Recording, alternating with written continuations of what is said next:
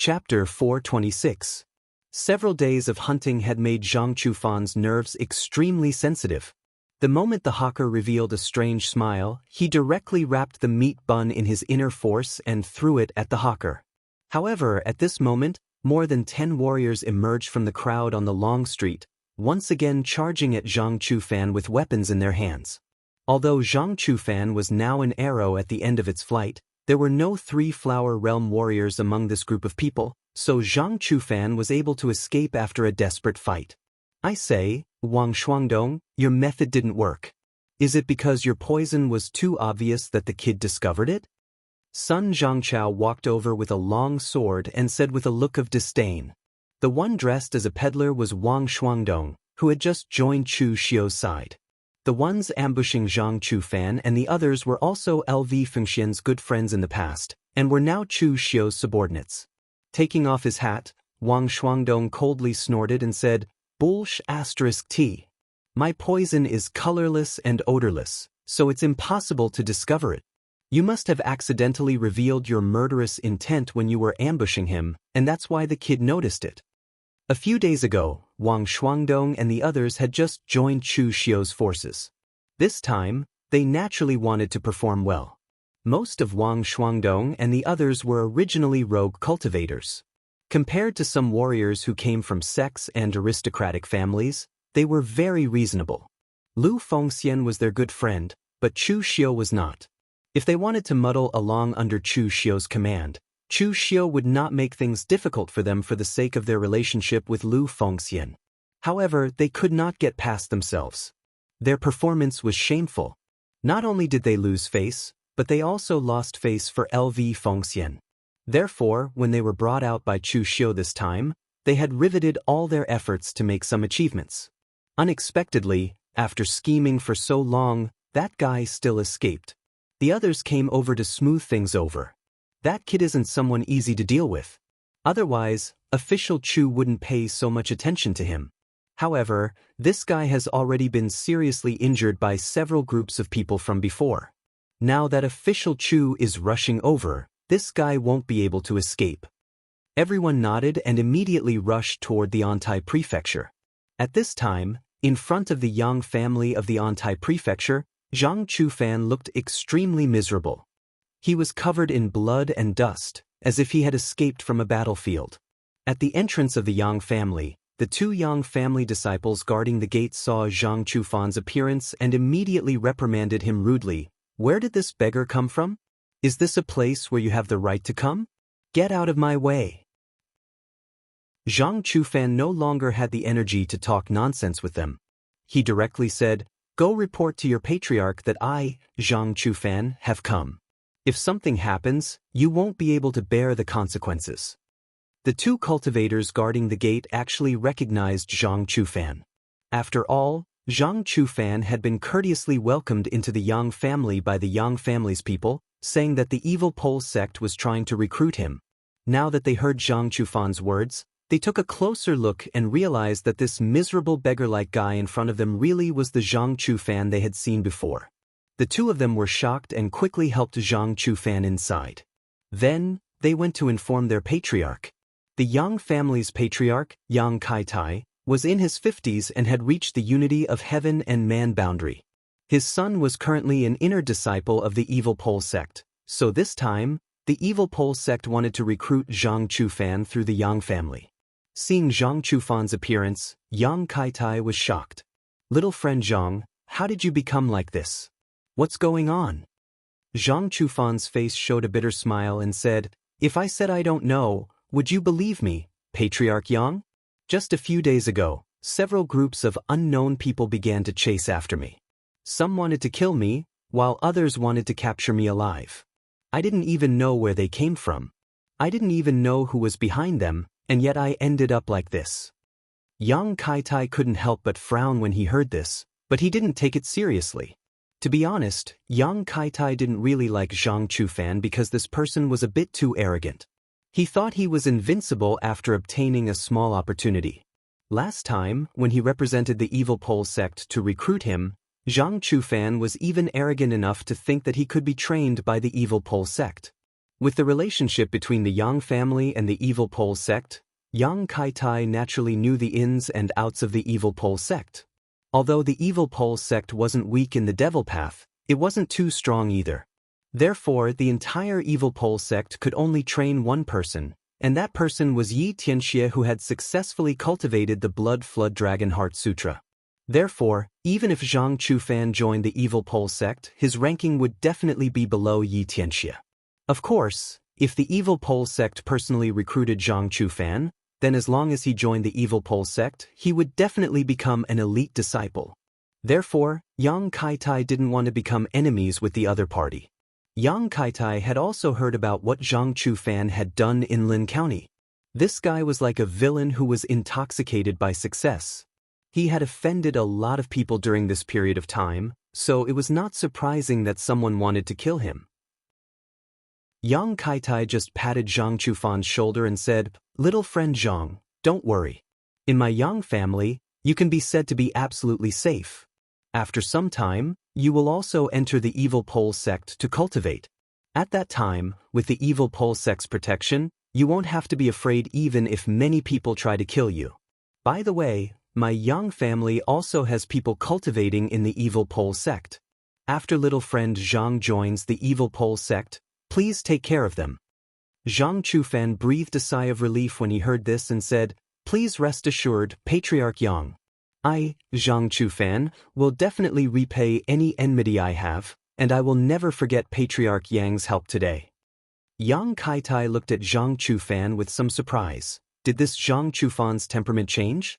But at this time, several Yang family cultivators rushed in from outside and shouted, "Family Lord, bad news. There are hundreds of people outside and they have surrounded our Yang family. They also threaten to hand over the remnants of the evil pole sect. If we dare to protect them, then we will be treated as accomplices." Yang Kaitai was suddenly surprised, looked at Zhang Chufan and said, "Didn't you say that there were only a dozen people chasing you? How come there are so many people now?" Zhang Chufan smiled bitterly and said, "There are more than 10 people in each group, but I've met more than 10 groups of people who want to kill me along the way, and I don't know how many groups there are." Yang Kaitai frowned. With the Yang family's prestige in Lung and commandery, who would dare provoke them? Since these people dared to attack the Yang family, it proved that they were not from Lu and prefecture. At least they were not afraid of the Yang family. However, Yang Kaitai still had some confidence. He said to Zhang Chufan, "Little friend Zhang need not worry. My Yang family has been operating in Lu and commandery for many years, our reputation is well known, and we are also on good terms with the martial arts forces around Lu and prefecture, who would dare come to Lu and prefecture and not give face to our Yang family?" Just as Yang Kaitai's voice fell, a loud sound rang out, as if something had shattered. Several Yang family cultivators ran in a panic and shouted, "Patriarch, it's not good. The people outside are attacking." Yang Kaitai's eyes suddenly became very gloomy. He had just said that as long as someone came to Lin Prefecture, they would not dare to not give face to the Yang family, but now someone had broken the Yang family's gate. This was a slap in the face.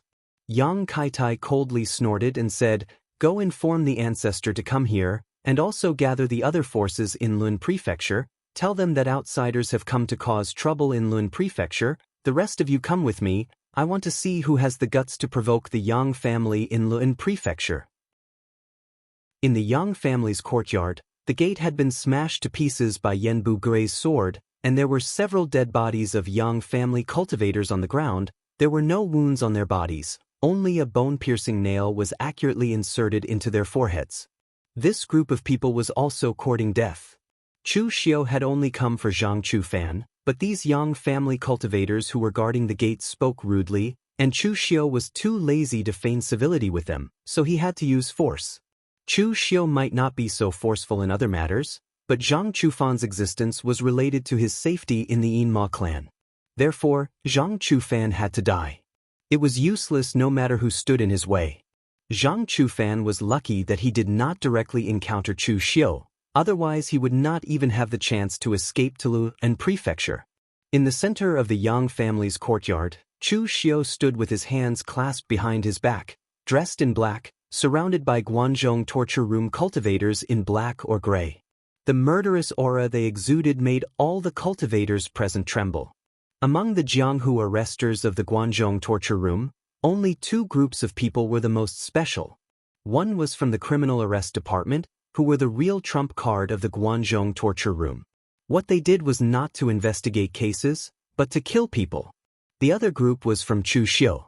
Ever since Chu Xiu had assumed the position of patrol envoy, his subordinates had followed him to destroy countless families and clans.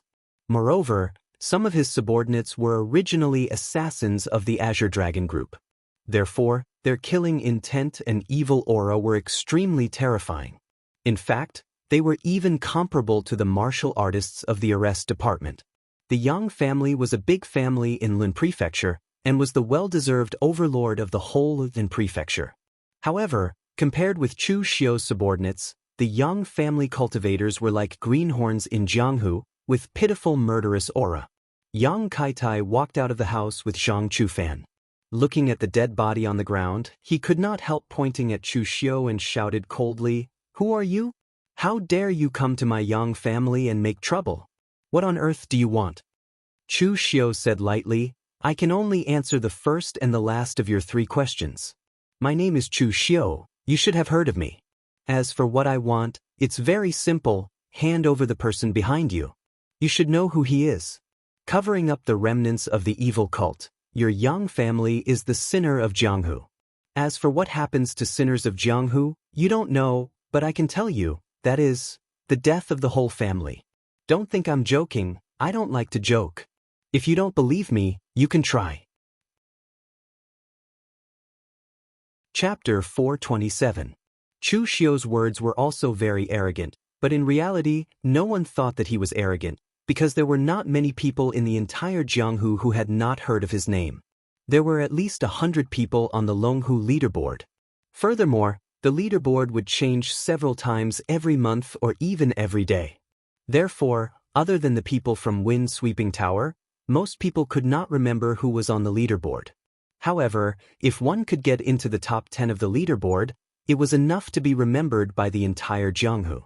Yang Kaitai did not know Chu Xiu, but he did not dare to say that he had not heard of Chu Xiu. Whether it was Chu Xiu's identity as the torture officer of the Guangzhou torture room, or Chu Xiu's terrifying battle record of killing oneness of heaven and man realm martial artists as easily as taking something out of his pocket, they all made Yang Kaitai extremely fearful. However, the only thing he did not understand was why Chu Xiu had to kill Zhang Chufan. Even Zhang Chufan himself did not understand this point. He glared at Chu Xiu and roared, "Chu Xiu! I have no enmity with you, why do you have to kill me?" Chu Xiu said lightly, "Everyone has the right to punish the evil and unorthodox. Don't you always clamor that you are the successor of the Kunlun devil cult?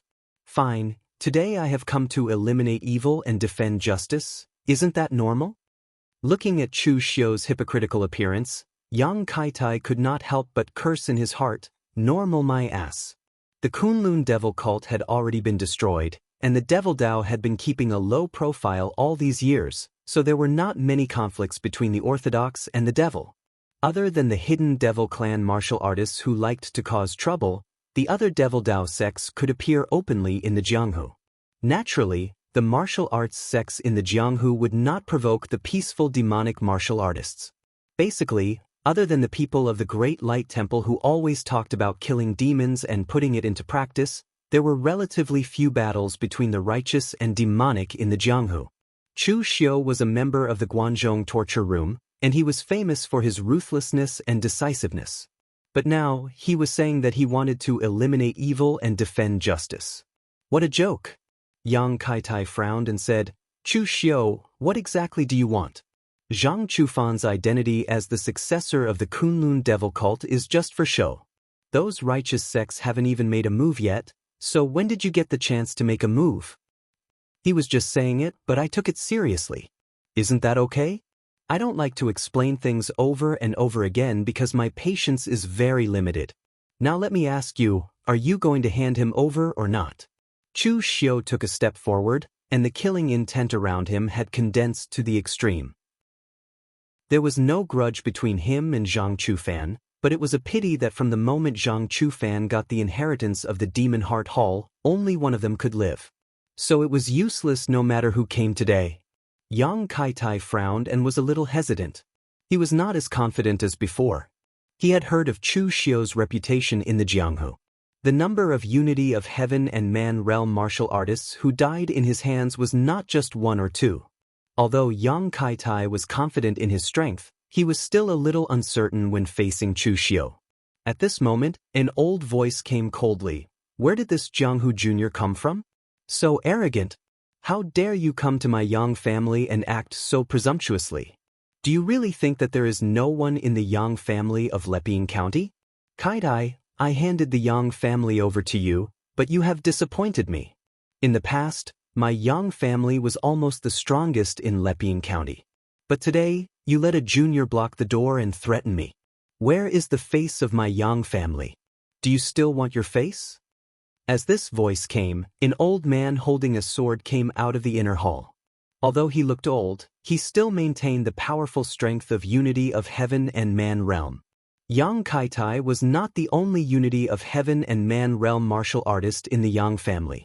The Yang family's old ancestor had also reached the Unity of Heaven and Man realm long ago, but he handed over the position of patriarch when he was old and went into closed-door cultivation to preserve his lifespan. Generally, martial artists who were more afraid would do this. Hearing the words of the Yang family's old ancestor, Yang Kaitai suddenly felt bad. He had not decided whether to fight to the death with Chu Xiu, but his old ancestor had already made the decision for him. In fact, this could not be blamed on the Yang family's old ancestor, because the Yang family's old ancestor did not know who Chu Xiu was. When Yang Kaitai sent someone to inform the Yang family's old ancestor, he did not see Chu Xiu. Moreover, the Yang family's old ancestor had been in closed-door cultivation for more than 10 years. How could an old man who was about to die have the leisure to listen to Jianghu gossip and pay attention to the movements of these junior martial artists? It was estimated that the Yang family's old ancestor had only heard of the names Zhang Qingjin and Zhong Xian. So when the Yang family's old ancestor, who had just come out of closed-door cultivation, saw a junior martial artist daring to block the door and threaten the Yang family, the Yang family's old ancestor could not help but curse. But at this time, hearing the Yang family's old ancestor's words, Chu Xiu smiled and said coldly, "It turns out that the Yang family cares about face more than life. Well, I will fulfill your wish." As soon as his voice fell, Chu Xiu's whole body was filled with murderous intent. The Yang family's old ancestor snorted coldly and immediately rushed towards Chu Xiu with a long sword in his hand. His speed was so fast that even Yang Kaitai could not stop him. The Yang family's old ancestor was old but strong. When he attacked, the sword aura exploded and the sword chi was extremely powerful. It was not inferior to a young martial artist. But in the eyes of Chu Xiu, the Yang family's old ancestor's speed was slow to a certain level. With the heaven's sun gazing at air skill, the trajectory of the Yang family's old ancestor's sword momentum was in Chu Xiu's control. For the current Chu Xiu's heaven's sun gazing at air skill, it was still a little difficult to see through some powerful martial artists or complex martial art skills. But for the Yang family's old ancestor, it was very easy. Chu Xiu moved a few steps lightly and dodged the sword aura before it hit him. Although it was only a few millimeters away, he was not injured at all. The Yang family's old ancestor's eyes showed a touch of surprise. He reversed the sword momentum in his hand and was about to attack Chu Xiu again when he saw Chu Xiu take a few steps forward, just in the trajectory of the Yang family's old ancestor's attack. He could advance to attack, retreat to defend, as if he knew what the Yang family's old ancestor was thinking. In fact, this was really the case. In the eyes of Chu Xiu's heaven's sun gazing at air skill, as long as the Yang family's old ancestor used his genuine qi, Chu Xiu could already see the trajectory of his next attack. This Yang family's old ancestor had not fought for a long time. His martial arts skills were very formal and very stiff. It could be said that they were restrained to the extreme by the heaven's sun gazing at air skill. But the Yang family's old ancestor did not think so. He gritted his teeth and attacked again, but once again his attack was interrupted by Chu Xiu in advance. This feeling made the Yang family's old ancestor extremely depressed. He changed the sword momentum several times in succession, but none of them could escape the heavens' sun-gazing at air skill. At this time, he did not realize that because of the continuous changes of sword momentum, his meridians and qi had begun to become chaotic. At this time, Chu Xiu suddenly took a heavy step forward. This step brought with it a wave that seemed to resound in the Yang family's old ancestor's heart, completely triggering his chaotic meridians and qi, causing the Yang family's old ancestor to suddenly spit out a mouthful of blood. Everyone present was dumbfounded. Of course, the heavens' sun gazing at air skill could not be seen by the crowd. They could only see that it was strange. Chu Xiu had only taken 2 steps casually and forced the Yang family's old ancestor to be unable to use his sword. He had even caused his meridians to become chaotic and injured. This kind of mistake that even Xiantian martial artists would rarely make was actually made by the Yang family's old ancestor, a great master of the unity of heaven and man realm. This was simply incredible. Old ancestor. Although Yang Kaitai did not know what kind of trick Chu Xiu had used, he subconsciously wanted to help. At this time, a heavy sword and a sky full of hidden weapons attacked him head-on, blocking his action. No matter how strong Tangya and Yen Bugui were, they were not as strong as Chu Xiu in the past. He was able to kill someone who was at the unity of heaven and man realm while only at the 3-flower realm. But if they attacked with all their strength, it would not be a problem for them to stop Yang Kaitai for a while. Chu Xiu quickly walked toward the Yang family's old ancestor. The demonic qi around him was monstrous. As his hands formed a seal, countless demonic qi surged out.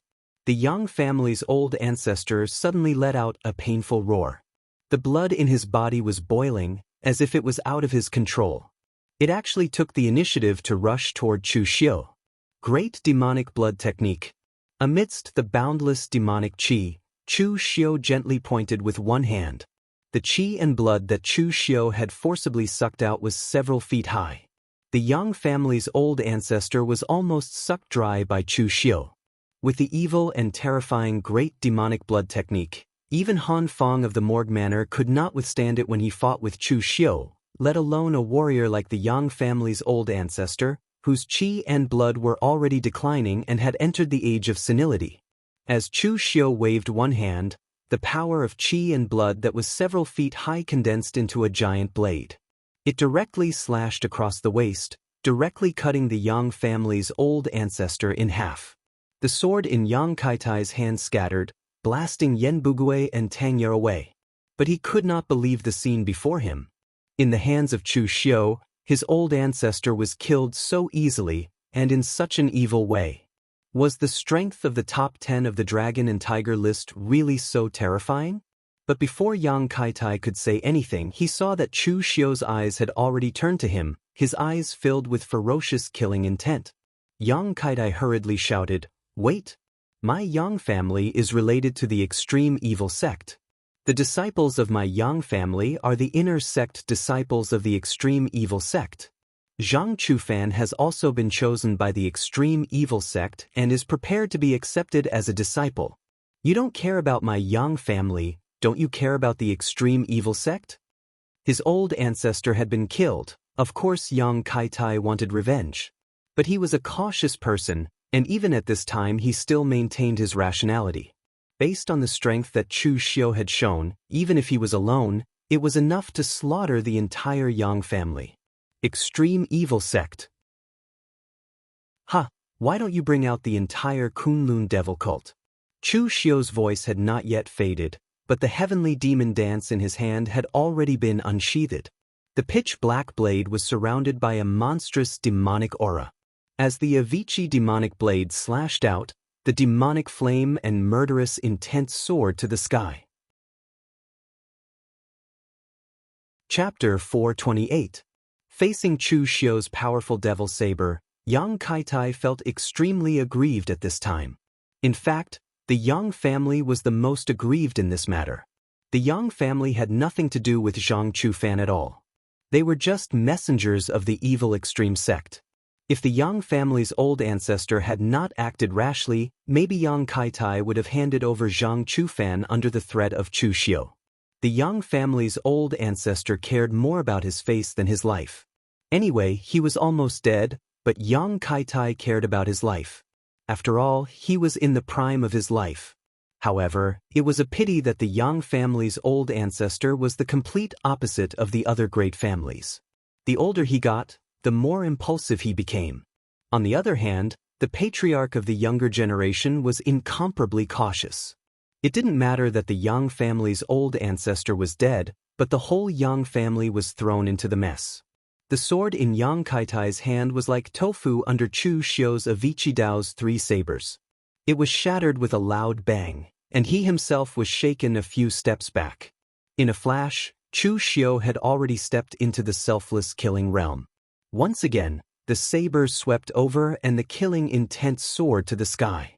In terms of strength, Yang Kaitai could only be said to be mediocre among the warriors in the unity of heaven and men realm. The Yang family's inherited cultivation method was mediocre, and Yang Kaitai's strength was also mediocre. In the whole Antai prefecture or Leping prefecture, the Yang family could show off its power, but in the whole Jianghu, the Yang family was nothing. In the past, Han Feng of the Righteous Manor was not weak, but he could not withstand a few moves from Chu Xiu. Now, Yang Kaitai was not even as good as Han Feng.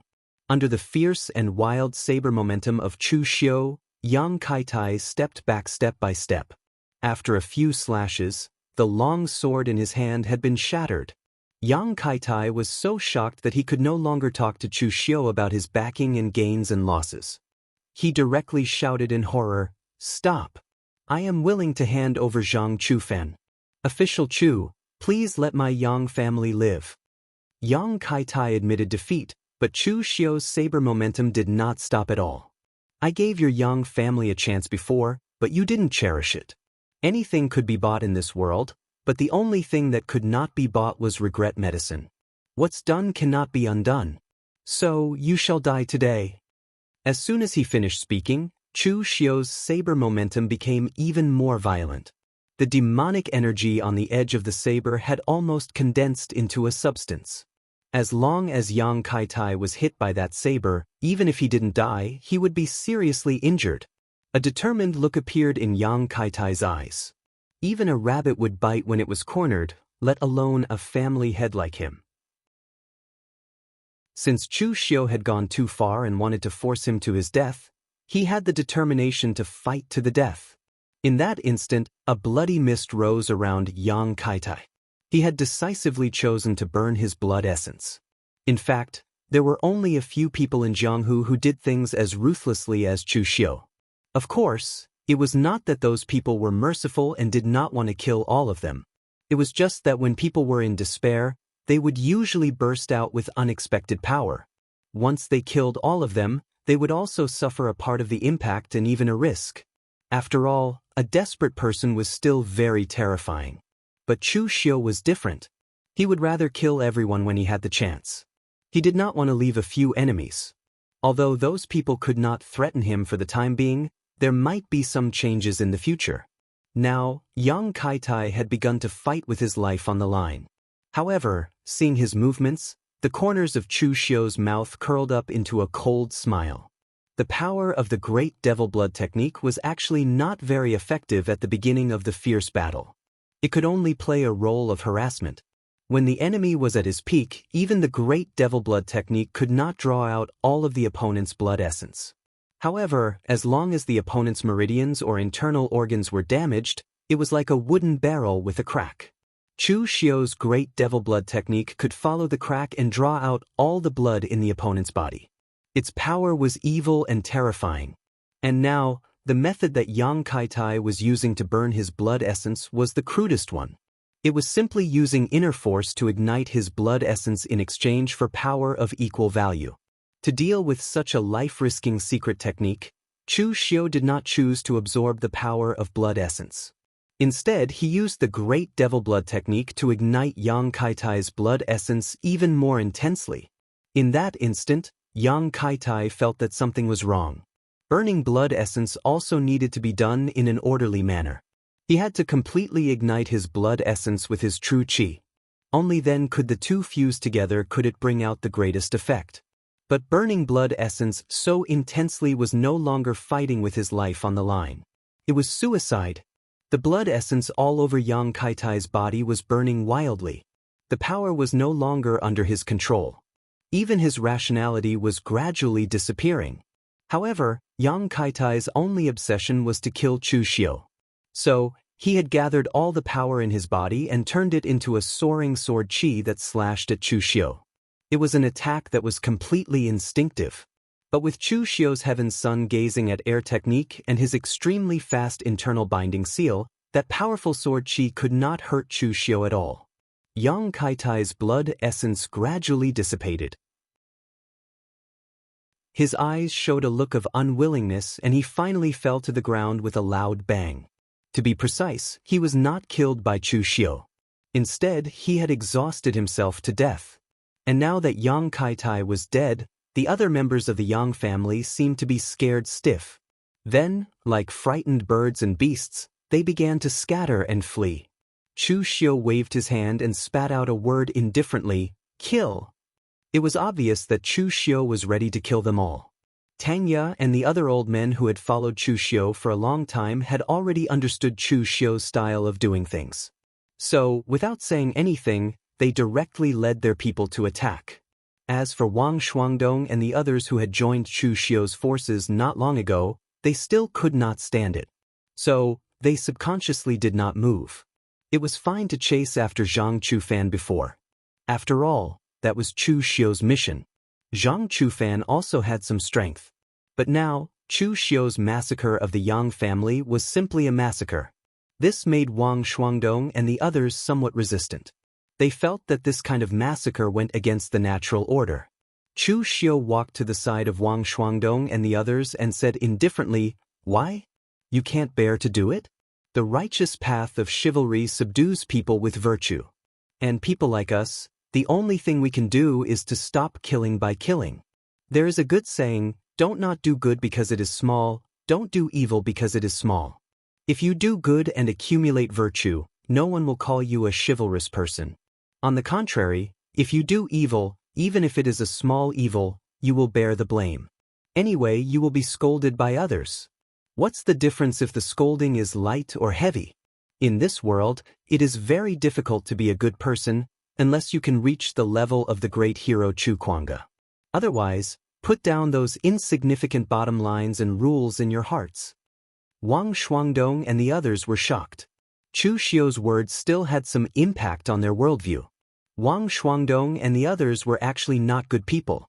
They were all rogue cultivators. They did not do many good things and killed many people. For example, Wang Shuangdong himself was the disciple of the poison master, Du Bujiu. He began to kill people to practice poison when he was young. There were not many people who died directly in his hands, but the number of people who died indirectly in his hands was innumerable. However, although they did not think that they were good people, they never thought that they were bad people either. But now, Chu Xiu told them that it was time to recognize themselves. If you want to be a good person, then you should learn from Chu Kuanga, leave now, and do good to the extreme. If you want to be a bad person, then since you have already done evil things, then don't think about being a whore and having a chastity. Not everyone can be a hypocrite like Nieren Long. It is easier to be a real villain. Wang Shuangdong and the others looked at each other, gritted their teeth and rushed forward. No one chose to leave because they knew that they were not good people.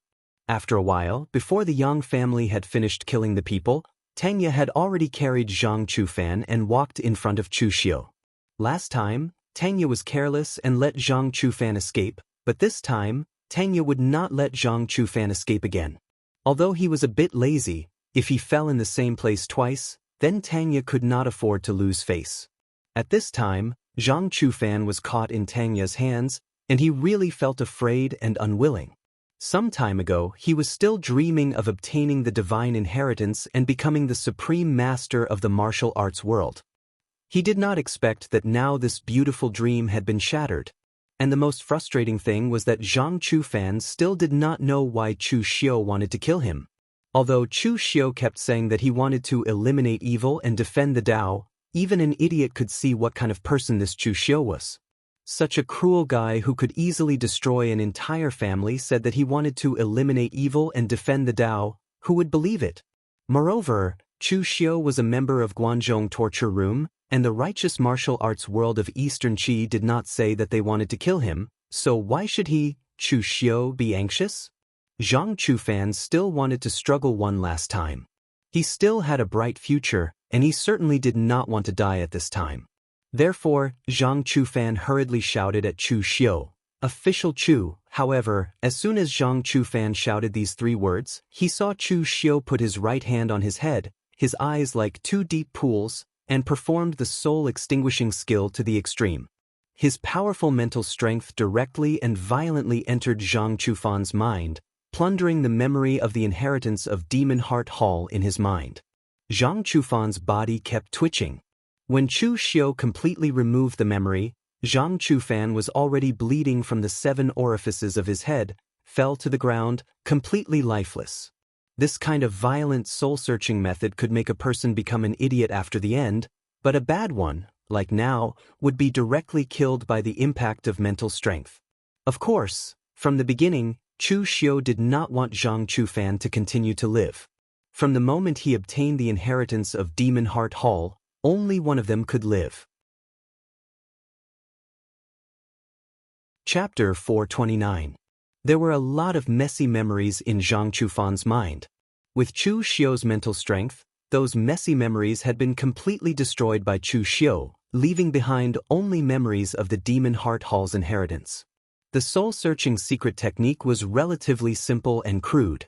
While crushing the other party with mental strength, one could theoretically find out all sorts of things.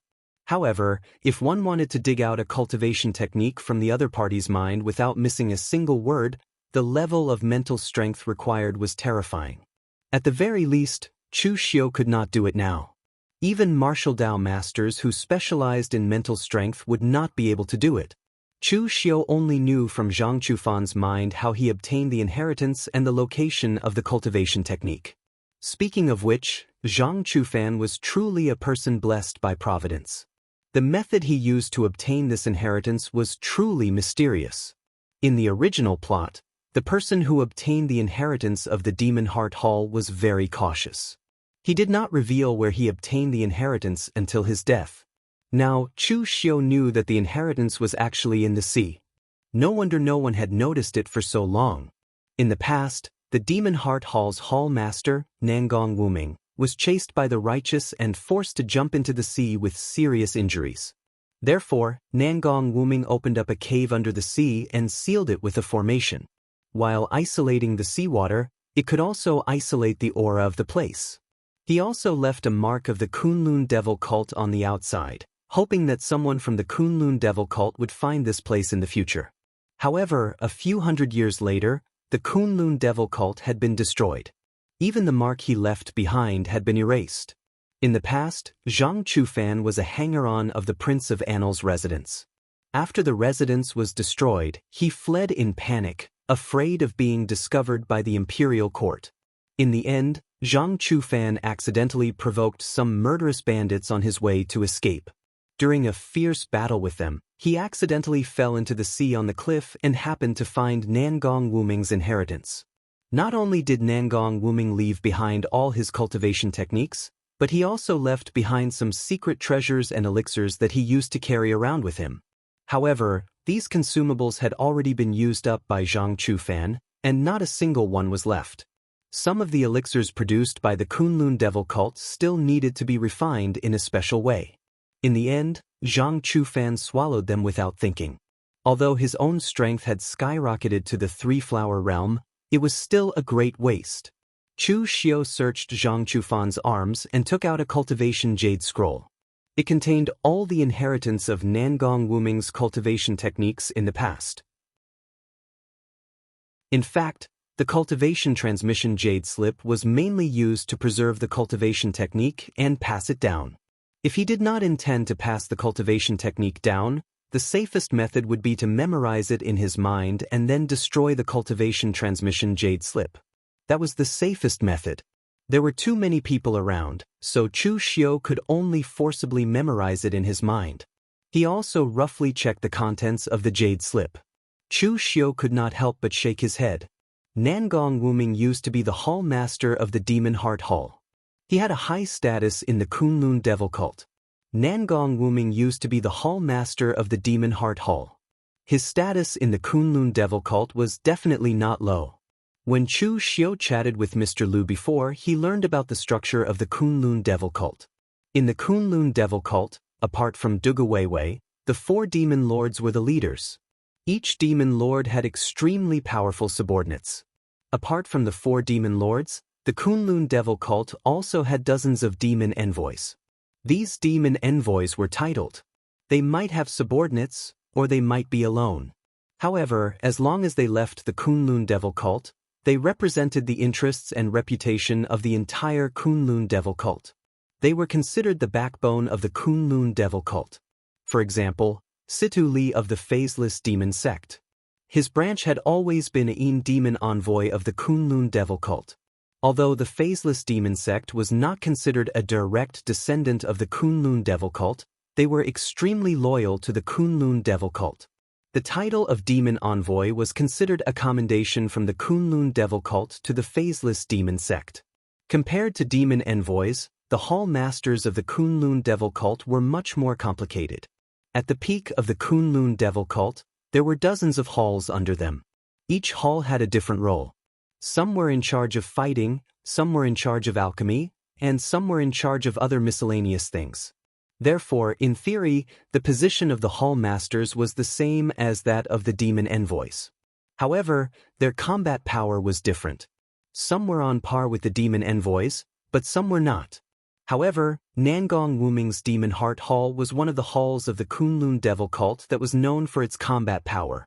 Moreover, its techniques were inclined toward the spiritual type. It combined the 3 branches of Taoism, Buddhism, and demon into one, creating the great art of inner demons, and the 9 forms of soul assimilation, a strange technique that combines spiritual power and demonic techniques. In Chu Xiu's opinion, it was not inferior to the Xiahou clan's art of imperial spirit. However, Zhang Chufan was a little disappointing. Nangong Wuming's main cultivation techniques were these 2, but he felt that they were too obscure and hard to understand. Therefore, he didn't bother to learn them. Instead, he only learned a few of the Kunlun demon sect's internal techniques and martial techniques. Although these internal techniques and martial techniques were not weak, they were clearly incomparable to Nangong Wuming's secret techniques. Just as Chu Xiu was thinking about the technique, Tanya quietly walked up to Chu Xiu's side. He pouted at the door and said in a low voice, "Sir, people from the other forces of the Antai Prefecture are here." Chu Xiu nodded and suddenly reached his hand out, directly crushing that skill-imparting jade slip. Zhang Chufan was dead, and now the technique was in his hands. From now on, he, Chu Xiu, was the successor of the Demon Heart Hall, the direct descendant of the Kunlun Devil Cult. He could pass off the fake as the real one. No, to be more precise, Chu Xiu was the real one. Only when there was something fake would there be something real. Now that the fake was gone, Chu Xiu naturally became the real one.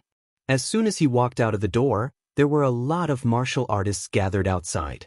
There were hundreds of them, and the ones leading them were not weak.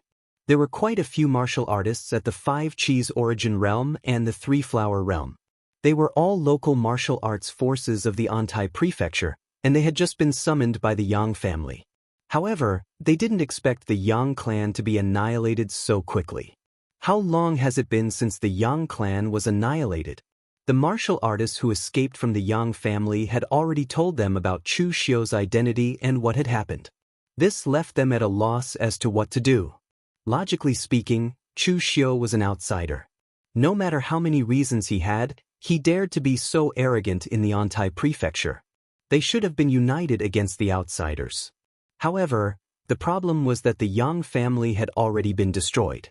The speed at which the Yang family was destroyed was faster than they could reach.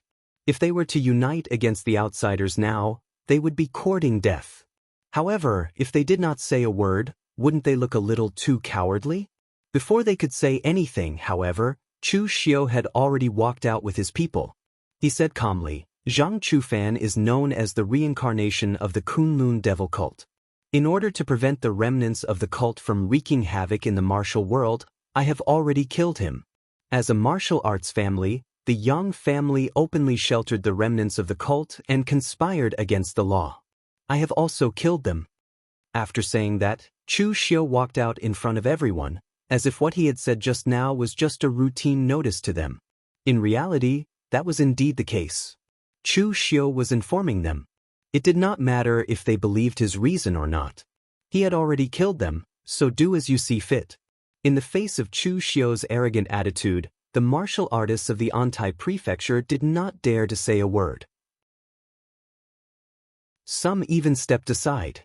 Just then, Chu Xiu suddenly stopped in his tracks.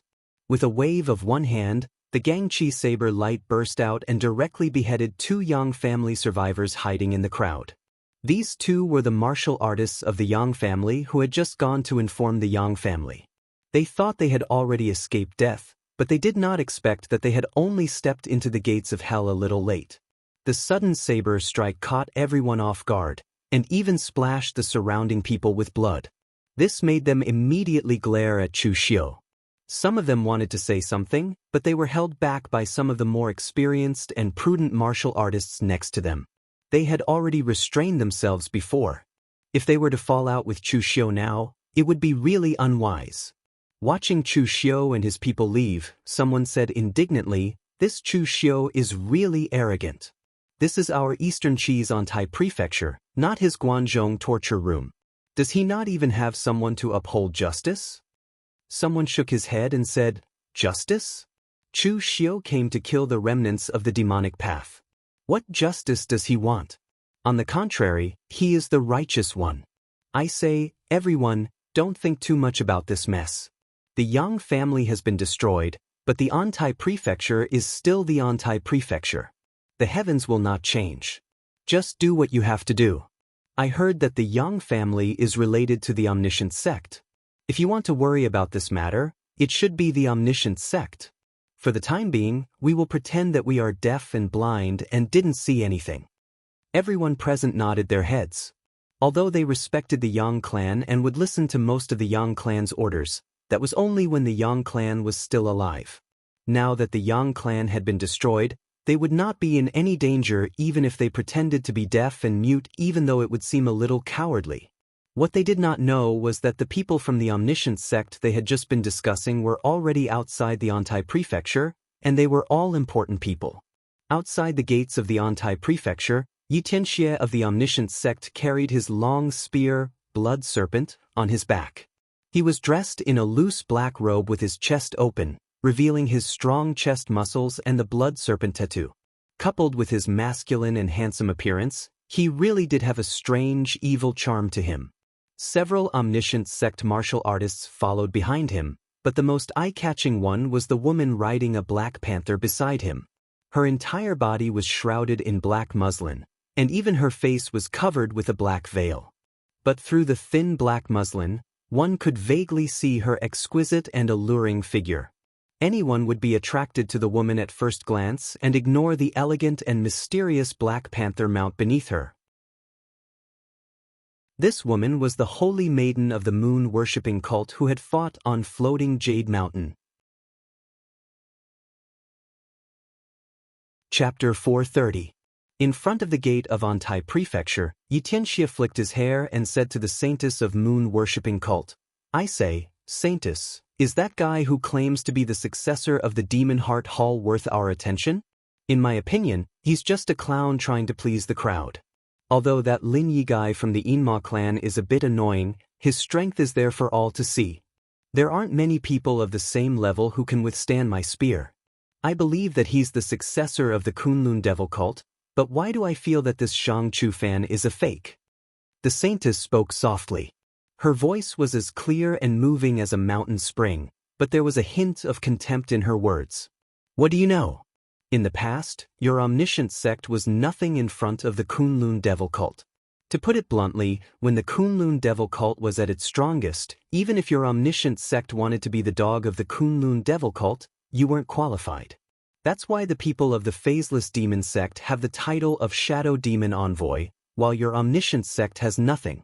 In the past, our ancestors had dealings with the Demon Heart Hall, so we know some details about their techniques. Although this Zhang Chufan didn't use Nangong Wuming's signature martial arts, the inner demon rotation technique and the 9 forms of soul catcher, the techniques he used are some of the secret techniques of the Demon Heart Hall. Therefore, this Zhang Chufan might really be related to the Demon Heart Hall. Although there's only a certain chance, if we can learn the inheritance of the Demon Heart Hall from him, it's definitely worth it. In the past, Chu Xiu had only revealed his identity as the legitimate successor of the Kunlun Devil cult during the Demon Alliance meeting, but he didn't say that he was from the Demon Heart Hall. If the moon-worshipping cult knew this, they would probably be more suspicious of Chu Xiu's identity, just like Mei Qinglian. Of course, the most miserable person in this matter was actually Zhang Chufan. He thought that the extreme evil sect was his savior, and even Yang Kaitai thought that the extreme evil sect wanted to raise Zhang Chufan. Who would have thought that they had guessed wrong? From the very beginning, the extreme evil sect had never considered raising Zhang Chufan. The omniscient sect's strength wasn't all that strong. Raising Yi Tianxie was already their limit. How could they have the time to raise Zhang Chufan? The omniscient sect had contacted Zhang Chufan purely because of the moon-worshipping sect's holy maiden's idea. After the great battle between the righteous and demonic paths on Floating Jade Mountain, the Yinma clan chose to keep a low profile. On the contrary, the moon-worshipping cult was extremely high profile, as if they were the #1 sect of the demonic path. Since then, the 5 Poison sect, which was previously attached to the moon-worshipping sect, and the omniscient sect, which wasn't that strong, had already taken the attitude of following the moon-worshipping sect's lead.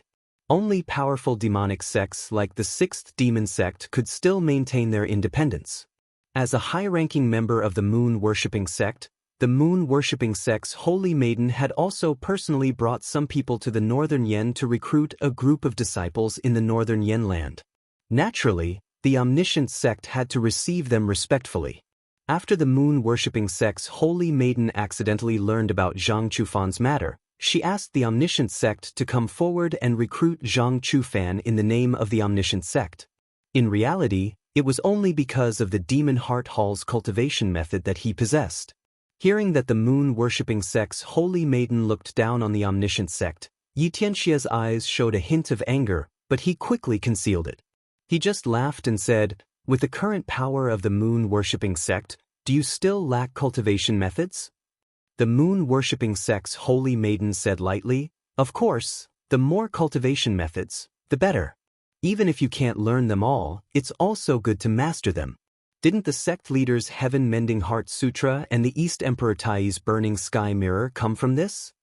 Yi Tianxia suddenly approached the moon-worshipping sect's holy maiden and said in a teasing tone, "Then I wonder if the holy maiden is interested in my Blood Flood Dragon Heart Sutra? You should know that I'm the only person in the world who can cultivate the cultivation method of a ferocious beast. If the holy maiden is interested, whether it's day or night, I'll be willing to teach it to you." As he said this, Yi Tianxia also showed a self-righteous and evil smile to the moon-worshipping sect's holy maiden, but in the next moment, his smile froze on his face. A whip completely condensed from demonic flames lashed at his head. The demonic flames were so powerful that they seemed to be able to devour any power. It was 80% similar to the East Emperor Tai's Burning Sky Mirror, but its power and artistic conception were not as strong as the East Emperor Tai's. Horrified, Yi Tianxia hurriedly tried to dodge, but at this time, 2 goo insects that looked like ice crystals bit on his legs. Not only did they freeze his body and meridians, but they also almost froze his soul forcibly. Pa! A loud and crisp sound was heard. Even with Yi Tianxia's physical strength comparable to that of a ferocious beast, he was directly hit by the moon-worshipping sect's holy maiden's whip, leaving a black burn mark on his face. The moon-worshipping sect's holy maiden sneered, "Yi Tianxia, put away your disgusting thoughts.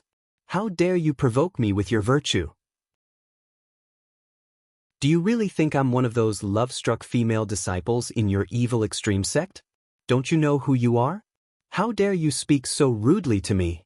Do you believe that even if I cripple you now, the sect master of your evil extreme sect wouldn't dare to say anything? Remember, behave yourself. Don't think that just because you have some achievements that you don't know anything. If you really want me, if you kill Zhang Qingzhen or Zhong Xian now, I can give you that chance. Covering his face, Yi Tianxia looked at the moon-worshipping sect's holy maiden with a strong murderous intent in his eyes. Even his eyes turned into the golden pupils of a snake. Those who were familiar with Yi Tianxia knew that once he showed such a change, it meant that Yi Tianxia was angry, and he was extremely angry. The rest of the evil extreme sect's warriors beside Yi Tianxia quickly helped him up. At the same time, they frantically transmitted a message to Yi Tianxia, telling him to consider the big picture and not to cause any more trouble. After being whipped, Yi Tianxia looked at the moon-worshipping sect's holy maiden with hatred in his eyes, but he didn't dare to express it too much. In the evil extreme sect, Yi Tianxia was indeed very outstanding. He was masculine and handsome, and coupled with his blood flood dragon tattoo, he gave off a demonic charm. Therefore, in the evil extreme sect, there were many women who took the initiative to throw themselves at him. As for those who didn't, Yi Tianxia only needed to use a few tricks and they would take the initiative to lie in his bed. Moreover, he didn't know if it was because of the nature of dragons, but after refining the Blood Flood Dragon's inner core and cultivating the Blood Flood Dragon's Heart Sutra, Yi Tianxia's desire in that aspect became very strong. Therefore, whether it was the evil extreme sect's disciples or other female disciples who took the initiative to throw themselves at him, Yi Tianxia could be said to not reject any of them. However, those women were just ordinary women. It wasn't until now that he was facing the moon-worshipping sect's holy maiden that Yi Tianxia realized what kind of person he was looking for. Moreover, Yi Tianxia was quite confident. In his opinion, how many young men of the devil lineage were qualified to compete with him? Lin Yi had some strength, but he was a member of the Yinma clan. However, the moon-worshipping sect's holy maiden didn't give Yi Tianxia any face at all. Her attitude was simply extremely bad. In fact, the moon-worshipping sect's holy maiden indeed had the qualifications to look down on Yi Tianxia. In the eyes of other devil martial artists, Yi Tianxia's identity was already very noble, but the moon-worshipping sect's holy maiden was even more unattainable. Although the moon-worshipping sect's holy maiden had yet to fully mature, she was destined to be one of the top 4 existences in the moon-worshipping sect in the future. Even if Yi Tianxia had potential, his identity was still not comparable to the moon-worshipping sect's holy maiden. Even the sect master of the evil extreme sect, who was a martial arts grandmaster, had to be respectful when facing the moon-worshipping sect's holy maiden. He didn't dare to act presumptuously.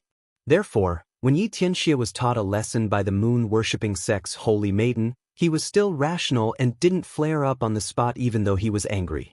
At this moment, Chu Xiu happened to walk out of the Antai prefecture with his men and met Yi Tianxia and the others. Both sides were stunned for a moment. Yi Tianxia was stunned because he didn't expect Chu Xiu to come here, but Chu Xiu was not stunned because of the arrival of the evil extreme sect's martial artists, but because the moon-worshipping sect's holy maiden was also here. In the past, during the righteous and demonic battles on Mount Floating Jade, the moon-worshipping sect's holy maiden was very outstanding. She was protected by several martial arts grandmasters, and she used her gu techniques to kill countless righteous martial artists. Yi Tianxia frowned. Chu Xiu, you're from the Guanzhong torture room. What are you doing here? Yi Tianxia had not dealt with Chu Xiu before. To be precise, he had not dealt with the identity of Chu Xiu, but he knew of Chu Xiu. In the past, the evil extreme sect recruited Tong Kaitai, a rising star of the Longhu list, so that Yi Tianxia could support the evil extreme sect while he was in seclusion. In the end, not long after, Tong Kaitai died at the hands of Chu Xiu. However, at that time, the evil extreme sect needed to keep a low profile, so the matter was forgotten. He didn't expect to run into Chu Xiu here again. Chu Xiu said faintly, "What a joke. Do I need to report to you, a member of the demonic Tao, when I come here?" Yi Tianxia frowned. He suddenly saw that some of the warriors under Chu Xiu were stained with blood, and the murderous intent that had yet to completely dissipate from their bodies. Yi Tianxia's expression couldn't help but change. He growled in a low voice, What did you do to Zhang Chufan? In the whole of Lin County, apart from Zhang Chufan, there had been no other major movements. Chu Xiu appearing here, and looking as if he had just killed someone other than Zhang Chufan, Yi Tianxia couldn't think of anyone else. What's wrong? Chu Xiu laughed coldly and said, what else can I do to a guy who claims to be a remnant of the Kunlun devil cult? Of course, I'll kill him on the spot. Yi Tianxia suddenly pulled out the long spear on his back, and his eyes turned golden like a snake's. He directly charged towards Chu Xiu. You even dare to touch the person that the evil extreme sect wants to recruit. Chu Xiu, you're courting death. Chapter 431. Yi Tianxia's sudden attack came as a surprise to the warriors of the omniscient sect. Although Yi Tianxia looked arrogant and impulsive on the outside, he was still rational. Now that Yi Tianxia attacked Chu Xiu without saying a word, it was because he was angry, extremely angry. However, this anger was not directed at Chu Xiu, but at the holy maiden of the moon-worshipping cult. Yi Tianxia had always been regarded as the future heir of the omniscient sect and the hope of the sect's rise since he started cultivating. Even the sect master was polite to him. As a result, the holy maiden of the moon-worshipping cult rejected him just now, and she even insulted him in public. This almost made Yi Tianxia lose his mind in anger, and he was about to attack. Fortunately, under the persuasion of the other warriors of the omniscient sect, Yi Tianxia still retained some rationality and did not make a move. However, he just happened to meet Chu Xiu, and Chu Xiu spoke as if he did not care about him. This made Yi Tianxia immediately explode, and he directly charged at Chu Xiu with the blood flood dragon in his hand. In other words, he needed a fierce battle to vent his anger. Otherwise, Zhang Chufan, whom Yi Tianxia thought was a liar, would not be worth fighting personally. Chu Xiu frowned as he looked at Yi Tianxia, who was charging toward him. He had not dealt with Yi Tianxia before, but logically speaking, he had only killed Zhang Chufan. Why was the other party so angry as if he had killed his father? Did he cultivate the Blood Flood Dragon Heart Sutra or the Furious Diamond Heart Sutra? However, since Yi Tianxia wanted to fight, Chu Xiu did not mind accompanying him to the end. This time, killing Zhang Chufan was very important to Chu Xiu, but in fact, Chu Xiu did not do much. With so many of his subordinates working together, it was too easy to kill Zhang Chufan, so now Chu Xiu did not mind stretching his muscles. Chu Xiu's heavenly demon dance was unsheathed, and the dark ink-like demonic energy and blood-red murderous aura condensed. The saber will of the three blades of Avicii condensed and slashed down. It was as if the gates of hell had opened, and the power was extremely violent. A loud bang rang out as Chu Xiu's heavenly demon dance collided with Yi Tianxia's blood flood dragon. Immediately, an extremely powerful shockwave erupted. Demonic qi and gang qi scattered in all directions. Chu Xiu and Yi Tianxia took several steps back, and the ground under their feet began to crack as they retreated. They were evenly matched. Yi Tianxia had refined the Blood Flood Dragon Inner Elixir and cultivated the Blood Flood Dragon Heart Sutra. In terms of physical strength, he was actually stronger than Chu Xiu. Even if Chu Xiu had the Great King Kong divine power, he was no match for Yi Tianxia in terms of physical strength. However, in terms of the quality of genuine qi, Chu Xiu was stronger than Yi Tianxia. His cultivation was a combination of Taoism, Buddhism, and the devil. Even most warriors in the oneness of heaven and man realm could not compete with Chu Xiu in terms of the quality of genuine qi. Therefore, the battle just now was actually a situation where they were evenly matched. However, the figures of Chu Xiu and Yi Tianxia moved again, and then they began to fight and slash crazily. Chu Xiu's blade momentum was extremely fierce and domineering, while the blood dragon in Yi Tianxia's hand was even fiercer. Yi Tianxia had cultivated the cultivation method of ferocious beasts, so when he fought, he was like a ferocious beast. Seeing the two people fighting like this, the other warriors of the extreme evil sect wanted to help, but Tanya and the others were watching from the side. If they dared to make a move, Tanya and the others would immediately stop them. The only one present who was qualified to intervene in the battle between these two people was the holy maiden of the moon-worshipping cult. Logically speaking, she came with Yi Tianxia, and she should be on Yi Tianxia's side. However, now the holy maiden of the moon-worshipping cult was sitting on the Black Panther, watching the battle between the two people as if she was watching a show, and had no intention of intervening. Seeing that the two people were fighting at a critical moment, she was even stroking the silky hair on the head of the Black Panther under her, as if she was interested. The Black Panther under her was also squinting at this time, shaking its head to cater to the touch of the holy maiden of the moon-worshipping cult. It did not look like a magical Black Panther, but more like a coquettish kitten.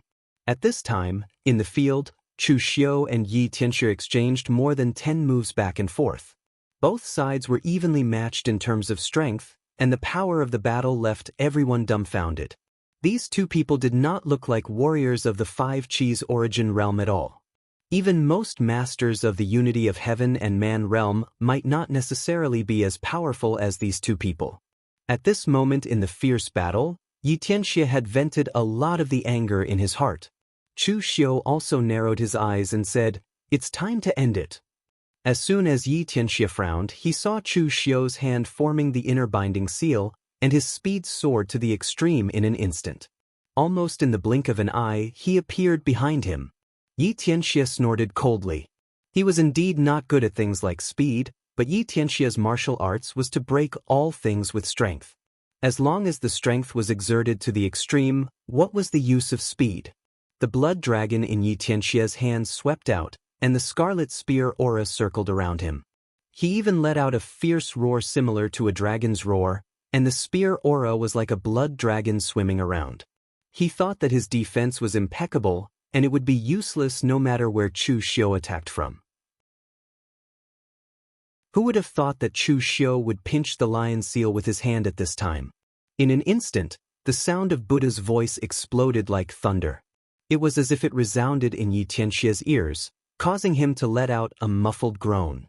The spear in his hand could not help but show signs of collapsing. At the same time, Chu Xiu's hand formed the perfect treasure bottle seal, and in an instant, the light in his hand shone brightly, fulfilling the wishes of all living beings, blooming supreme light. When the perfect Aquarius seal landed, it completely shattered Yi Tianxia's spear aura. Chu Xiu's strength was never just reflected in one point. In terms of strength, Chu Xiu could fight with Yi Tianxia to the point of being evenly matched, but Chu Xiu could completely change his method and defeat him in other areas. In the series of exchanges just now, Yi Tianxia almost subconsciously thought that Chu Xiu in front of him was a person of the devil's path.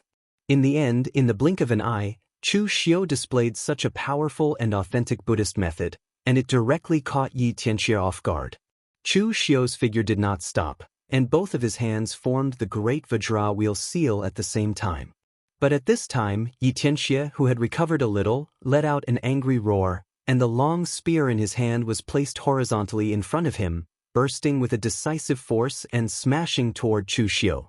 A loud bang rang out as Chu Xiu's great Vajra wheel imprint slammed into the blood serpent, causing a loud explosion.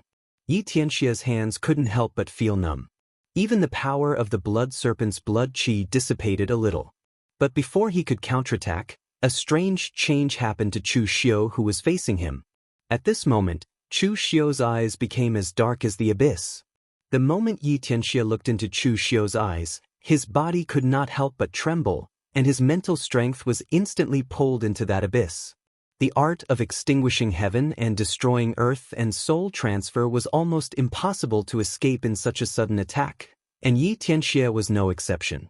However, Yi Tianxia still had an advantage, and that was his strong qi and blood, which was enough to stabilize his mental strength. Moreover, his current state was very strange. After refining the blood dragon's Niden, his body contained a trace of the blood dragon's aura. The moment he was hit by the art of extinguishing heaven and destroying earth and soul transfer, the blood dragon tattoo on Yi Tianxia's chest began to heat up, and a dragon's roar broke through Chu Xiu's art of extinguishing heaven and destroying earth and soul transfer, completely waking Yi Tianxia up.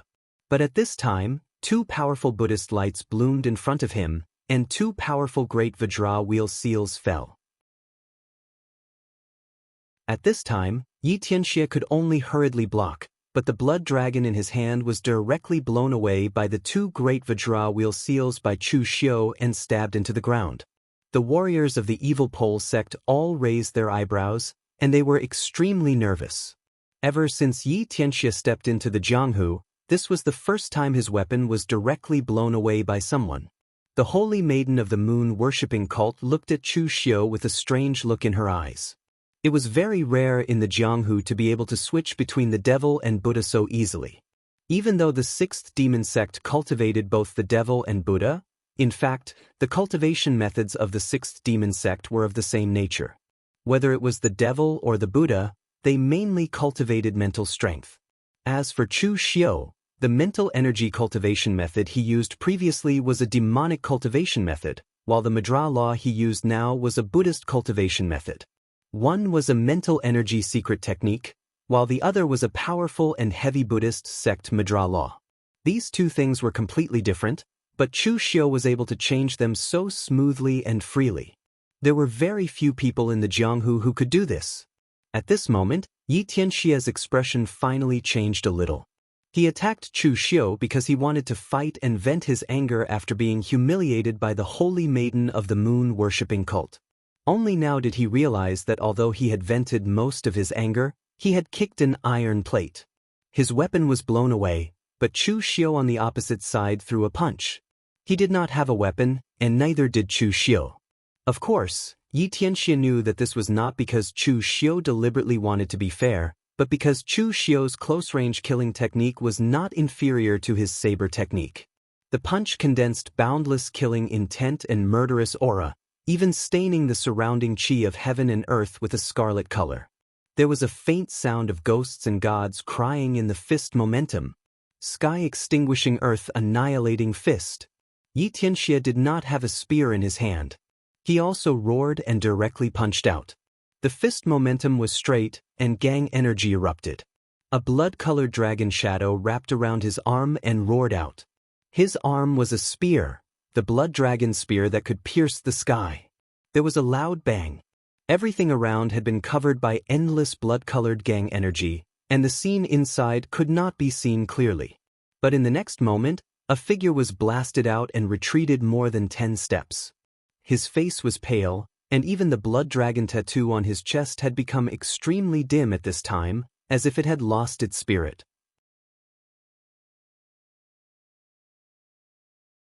Chapter 432. Yi Tianxia stared at Chu Xiu, unable to believe that he had been defeated. Although he was only at a disadvantage and the injury he suffered was not even a minor injury, Yi Tianxia knew that he had already lost. From the beginning, Yi Tianxia's goal was the few outstanding young talents in the righteous sects, such as Zhang Qingjin and Zhong Xian.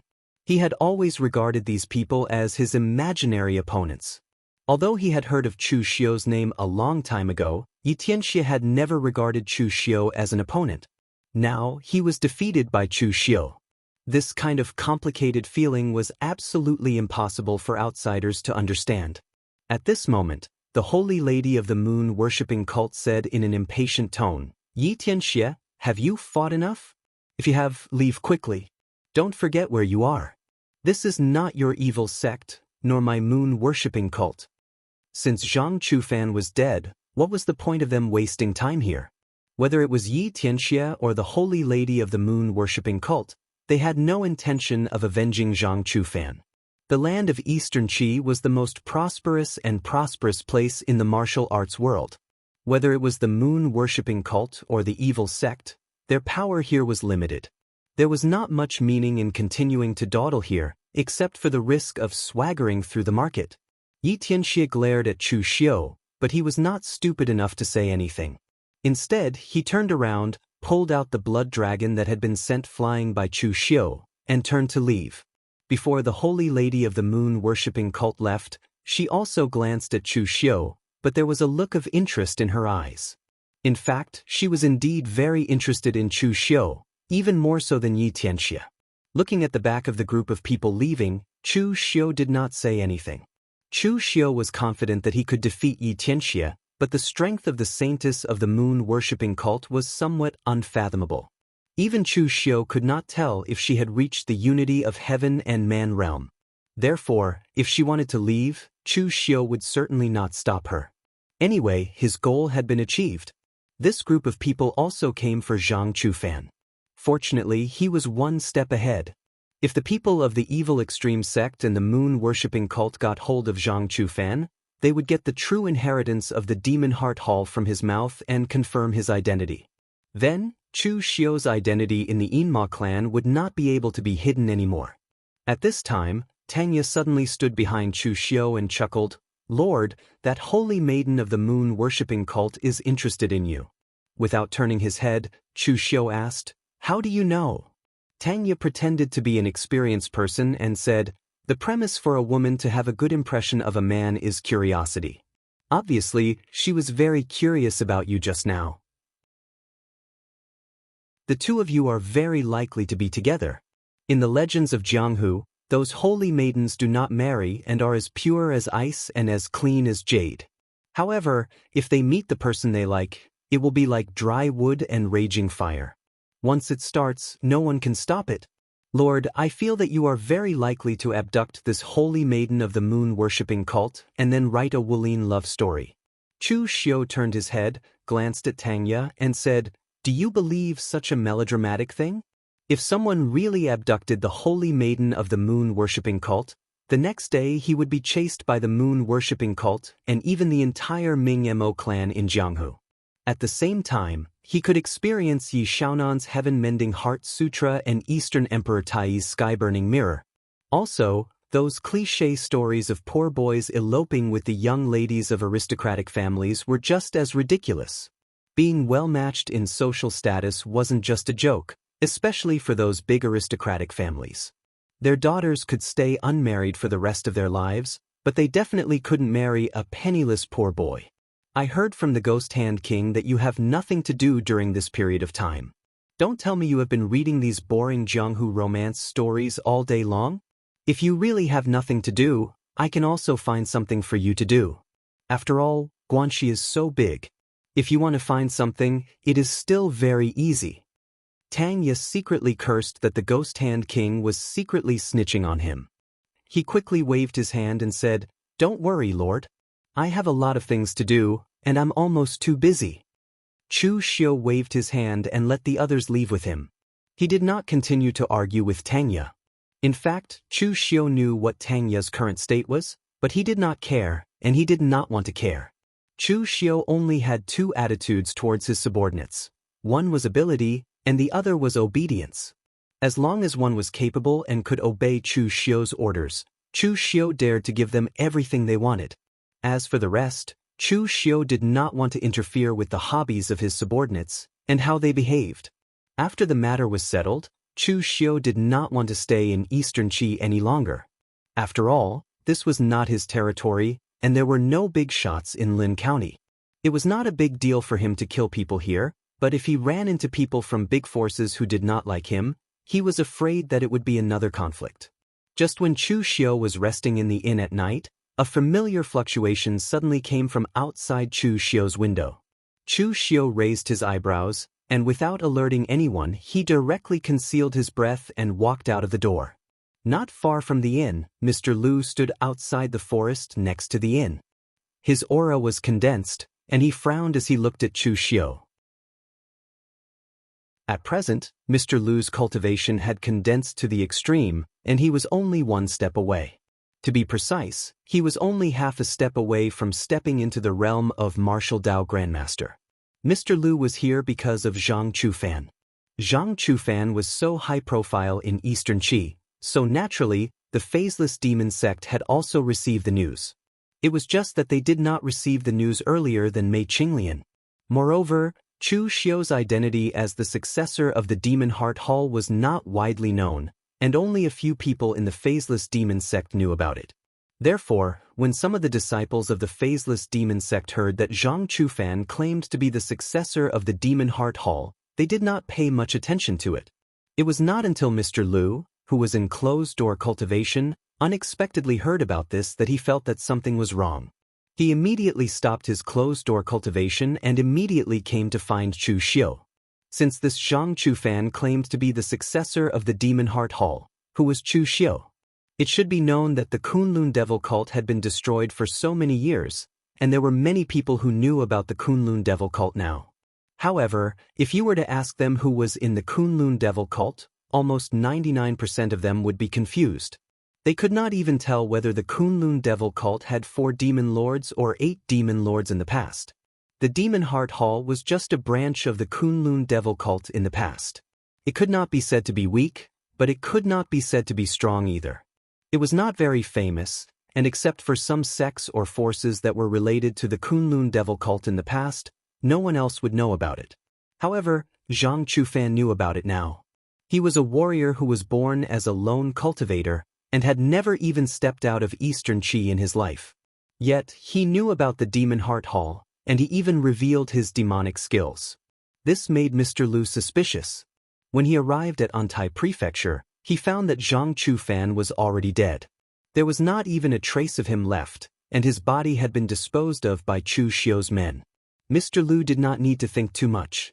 Chu Xiu, who was far away in Guangzhong, had suddenly appeared here and mobilized all the forces under his command to kill Zhang Chufan.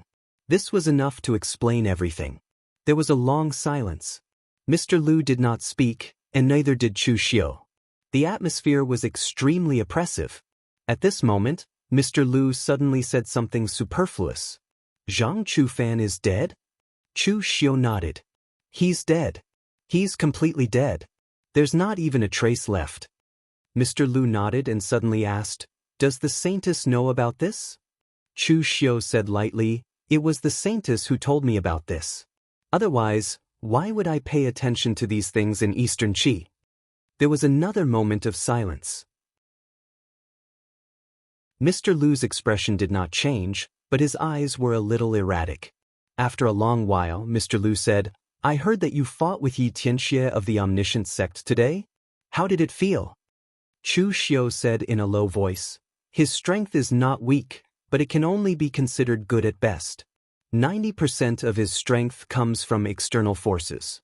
The inner elixir of the Blood Flood Dragon and the Heart Sutra of the Blood Flood Dragon can indeed bring him great strength, but Yi Tianxie has not found his own martial arts path. As for the top few on the Longhu leaderboard, Zhang Qingzhen's Thunder, Zhong Xian's Madra, and Feng Qishao's Sword, they all have their own martial arts paths. Today, I can defeat Yi Tianxie once. If we fight again in the future, I will be able to kill him. But the real problem is not Yi Tianxie, but the Saintess of the moon-worshipping cult. That woman is not a simple person." Mr. Lu nodded and said, "None of the Saintess of the moon-worshipping cult is simple. You are right not to provoke her. Take care. Senior Wei Shia and the others will not know about this, and there is no need for them to know. I just hope that you will not let the Yinma clan down." Mr. Lu did not even ask whether Chu Xiu was real or not. For him, the result of this matter was already obvious. He had made the same choice as Mei Qinglian. It could be seen from the seemingly messy conversation between them. Zhang Chufan was already dead, not even his remains were left. Even if he was real, he was now fake. Only the living was real. He believed in Chu Xiu. Chu Xiu was still the rising star of the Yinma clan. He could compete with the Saintess of the moon-worshipping cult and the heroes of the righteous path. If they lost Chu Xiu, the Yinma clan would not be able to fight against these people. They would not even be able to find a young talent who could defeat Yi Tianxie. Therefore, at this time, whether Chu Xiu was real or not was no longer meaningful. As long as Chu Xiu's existence was beneficial to the Yinma clan, then he was real.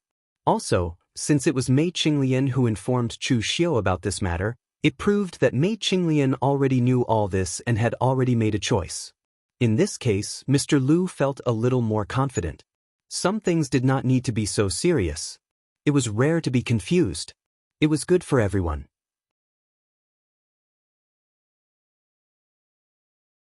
Chapter 433.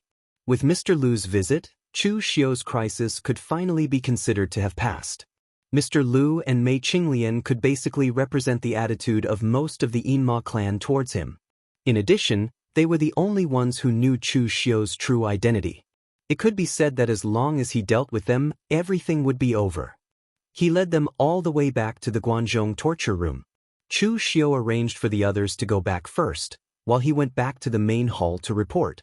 On one hand, he greeted Guan Xiu. Of course, the most important thing was to greet Mei Qinglian. Chu Xiu hadn't gone to find Mei Qinglian yet. After receiving the news that Chu Xiu had returned, Mei Qinglian went straight to Chu Xiu's guest room to find Chu Xiu. Raising his eyebrows, Chu Xiu said in surprise, "Holy maiden, aren't you afraid that someone will see you here in broad daylight?" Mei Qinglian said lightly, "Don't worry. In the backyard of the torture hall headquarters, no one dares to say anything. Let's talk about your matter. Has everything been settled? Has your butt been wiped clean?" Chu Xiu nodded and said, "That guy is already dead. Not even his dregs are left. Mr. Liu also came to find me. The matter has been completely resolved."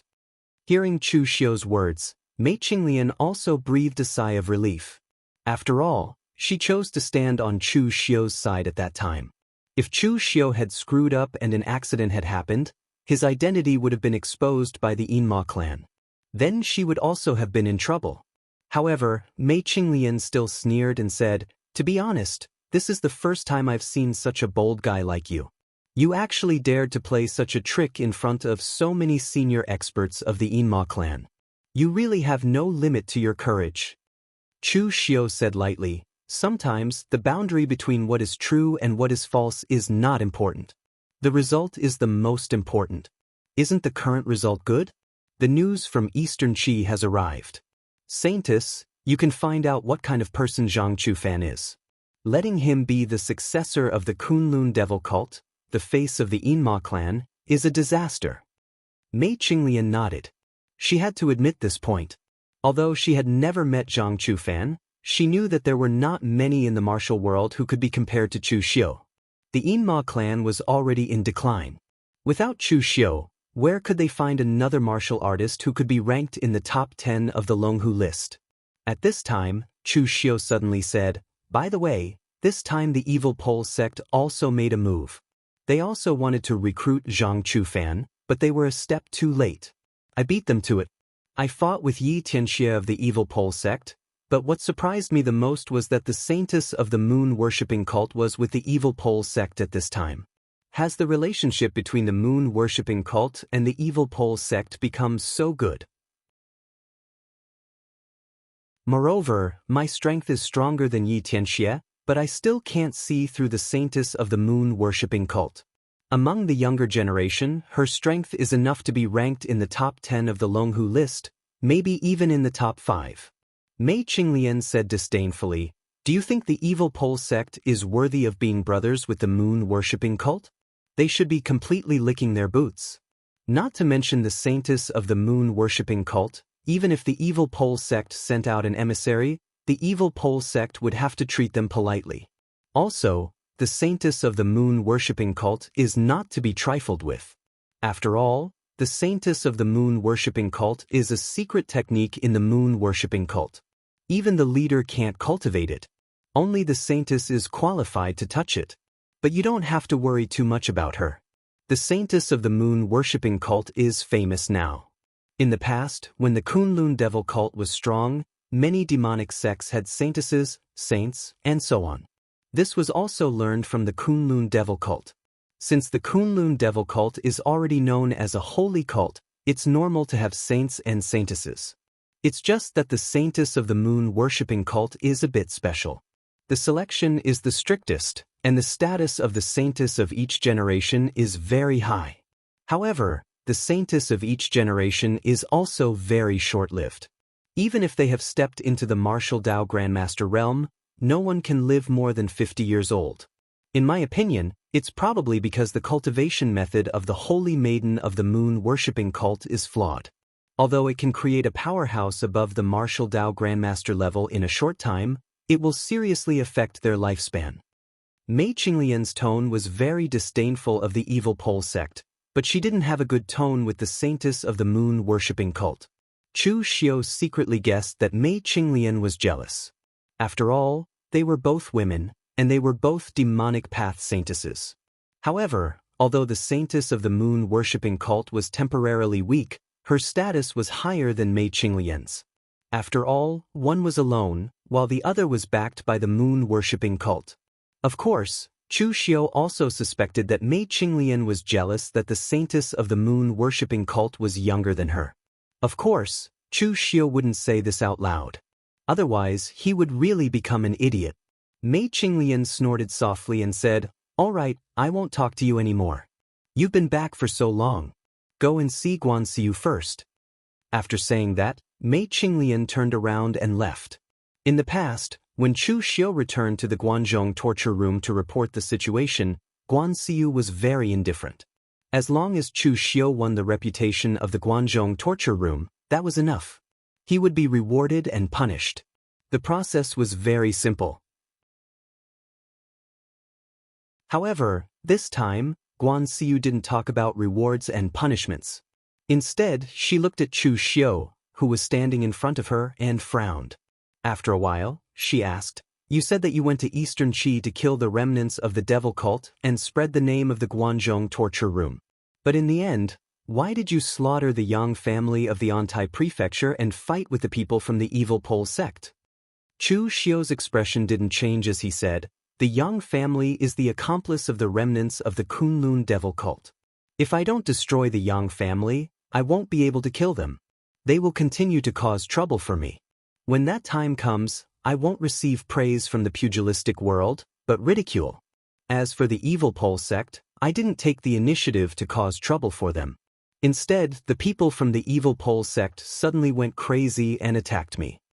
Guanxiu rubbed the space between his brows and said, "Chu Xiu, don't think that the Guanzhong torture room is now stable and can be considered a top figure in the pugilistic world.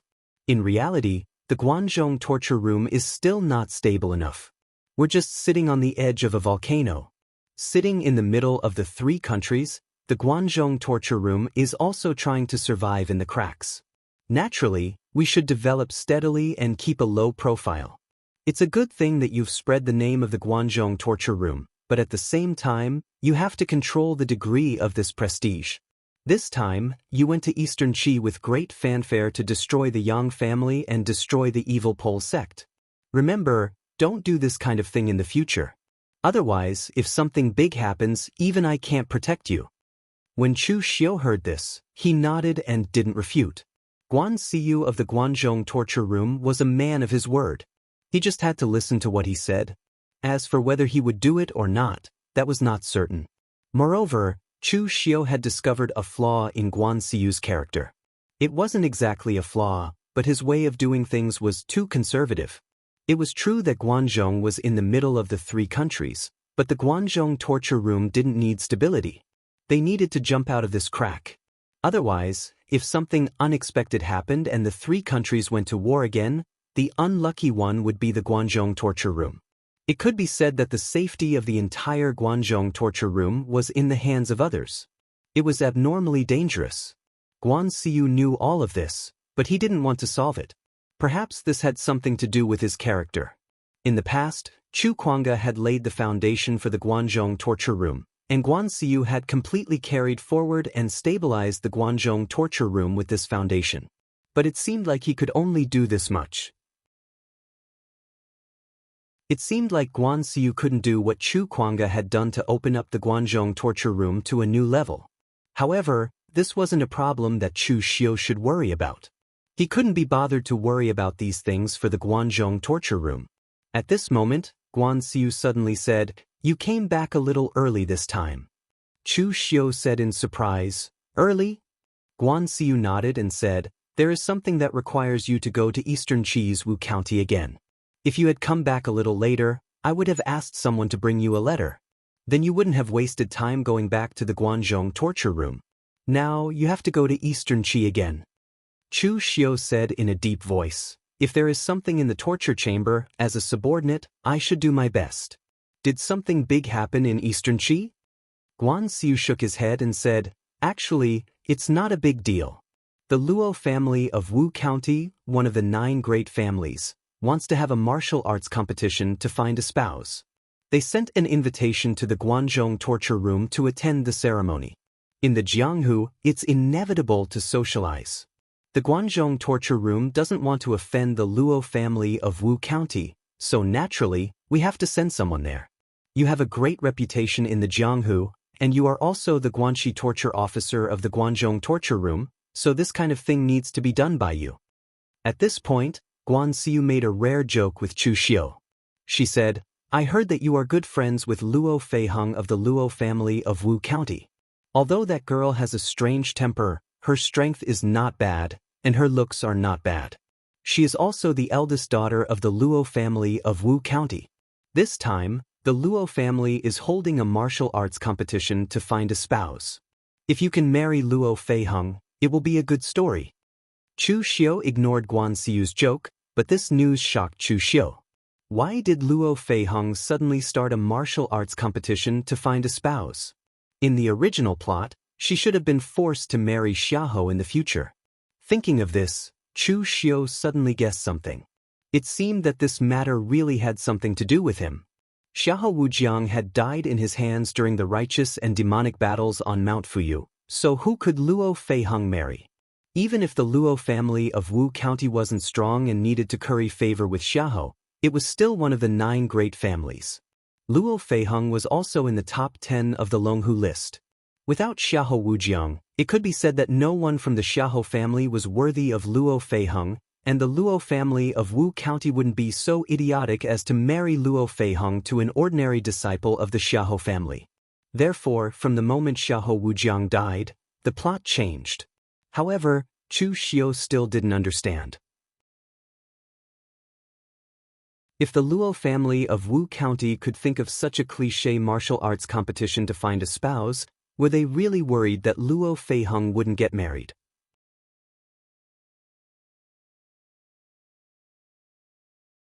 Chapter 434. Many people in the pugilistic world used martial arts competitions to find a spouse, but most of them were used by small aristocratic families. There were also many young people with potential among the rogue cultivators. Some of the descendants of small aristocratic families were disappointing.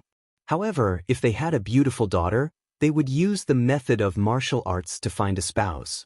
They would choose a young warrior with potential to marry their daughter. At the same time, it could also help their family in the future. However, with the Wu County's Luo family's influence and Luo Feiheng's strength, did they need these things?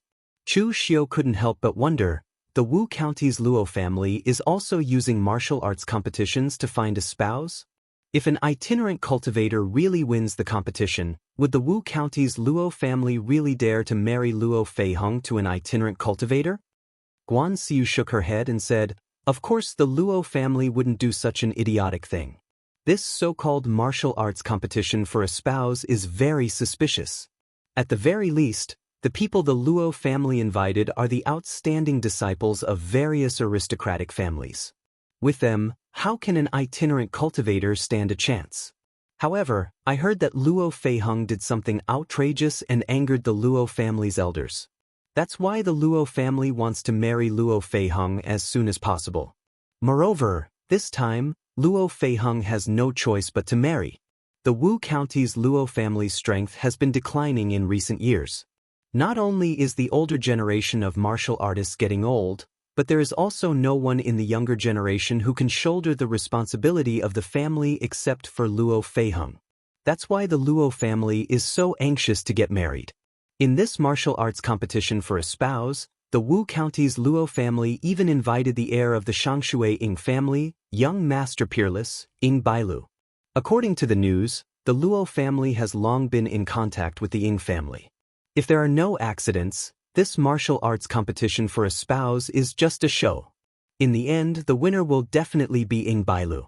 This so-called martial arts competition for a spouse will become an engagement ceremony to show the pugilistic world that the Luo family also has external help, and an extremely strong one at that. Chu Xiu frowned slightly. Things had changed too much. How did the Ying family of Shangshui City get involved? Among the 9 great clans, the Shangshui Ying clan was the current leader of the 9 great clans and also the one with the longest history. In fact, the Shangshui Ying clan had existed even before the great calamity of the ancient age. Legend had it that the Ying family of Shangshui had the bloodline of the ancient imperial family. However, for some reason, The Ying family had set up a rule that forbade their disciples from having anything to do with the imperial court. It was said that thousands of years ago, there was a collateral disciple of the Ying clan who walked out of the Ying clan of Shang Shui and founded a dynasty. However, when he wanted to turn the entire Ying clan of Shang Shui into a royal family, the Ying clan expelled this disciple from the Ying clan's genealogy and sealed off the clan. It was not until the dynasty was destroyed that the Ying clan reappeared in Jianghu. The Shang Shui Ying clan had a very long history, and they had countless trump cards. All these legends only served to increase the mysteriousness of the Shang Shui Ying clan. As for whether they were true or not, no one knew. However, there was no doubt that the Ying clan of Shang Shui was truly very powerful. For the past thousands of years, there had been almost no one who could match up to them as the leader of the 9 great clans. The current successor of the Ying clan of Shang Shui, Ying Bailu, was also an outstanding person. It was said that when Ying Bailu was born, a white deer came to the Ying clan with the 7-colored Ganoderma in its mouth. With the 7-colored Ganoderma, Ying Bailu built his foundation, and that was how Ying Bailu got his name. The white deer was an auspicious sign. An existence like this who was born with auspicious signs would definitely not be an ordinary person. Whether this was true or not, probably no one other than the Ying clan of Shang Shui knew. However, it was undeniable that Ying Bailu was indeed a genius. At the age of 2, he was already familiar with ancient books of poetry. At the age of 5, he was able to recite the Ying clan's secret, royal heavenly treasure records backwards. At the age of 12, he stepped into the innate realm. Things like bottlenecks were practically non-existent to Ying Bailu. What was even more amazing was that Ying Bailu was not only accomplished in martial arts. He was also proficient in other areas such as poetry, astrology, military strategy, and so on. Therefore, Ying Bailu's nickname was Young Master Unparalleled. In terms of comprehensive abilities, Ying Bailu could be said to be unparalleled in the world. Right now, Ying Bailu was ranked 5th on the Longhu leaderboard, just above Chu Xiu. However, most people felt that Ying Bailu's ranking was a little low. It was because he had fought too few times. Otherwise, Ying Bailu would definitely be ranked in the top 3. Also, Ying Bailu wasted most of his time on researching all sorts of things, delaying his martial arts cultivation. Otherwise, Ying Bailu might have become a martial arts grandmaster by now. Of course, it was mostly women who thought this way. In the pugilistic world, Ying Bailu was still very popular. At the very least, he was very popular among women. In his previous life, Luo Feiheng was forced to marry Xiahou Wujiang. In the eyes of the Luo clan, Luo Feiheng was probably only worthy of marrying Xiahou Wujiang at that time. In this life, although the Luo clan's status did not change, Luo Feiheng's status had changed a little. Back at the World Sword Sect Conference, Luo Feiheng teamed up with Xie Xiaolu and Emo Tianlin to fight against Xiahou Wujiang. Luo Feiheng could be said to have shone brilliantly. Therefore, he successfully entered the top 10 of the Longhu leaderboard, and his value also rose. At that time, Luo Feiheng could only be worthy of the Xiahou clan. But now, in the eyes of the Luo clan, Luo Feiheng's achievements were almost worthy of the Shang Shui clan. Moreover, Xiahou Wujiang was also dead, so the Luo clan clung to the Shang Shui clan. This move made Chu Xiu sneer in his heart. From the top to the bottom of the Luo clan, except for Luo Feiheng, if everyone in the Luo clan thought this way, then the Luo clan would not be far from complete decline and destruction. If any aristocratic clan reached the point where they had to use their own children to ensure their status through marriage, then they would really be at the end of their rope.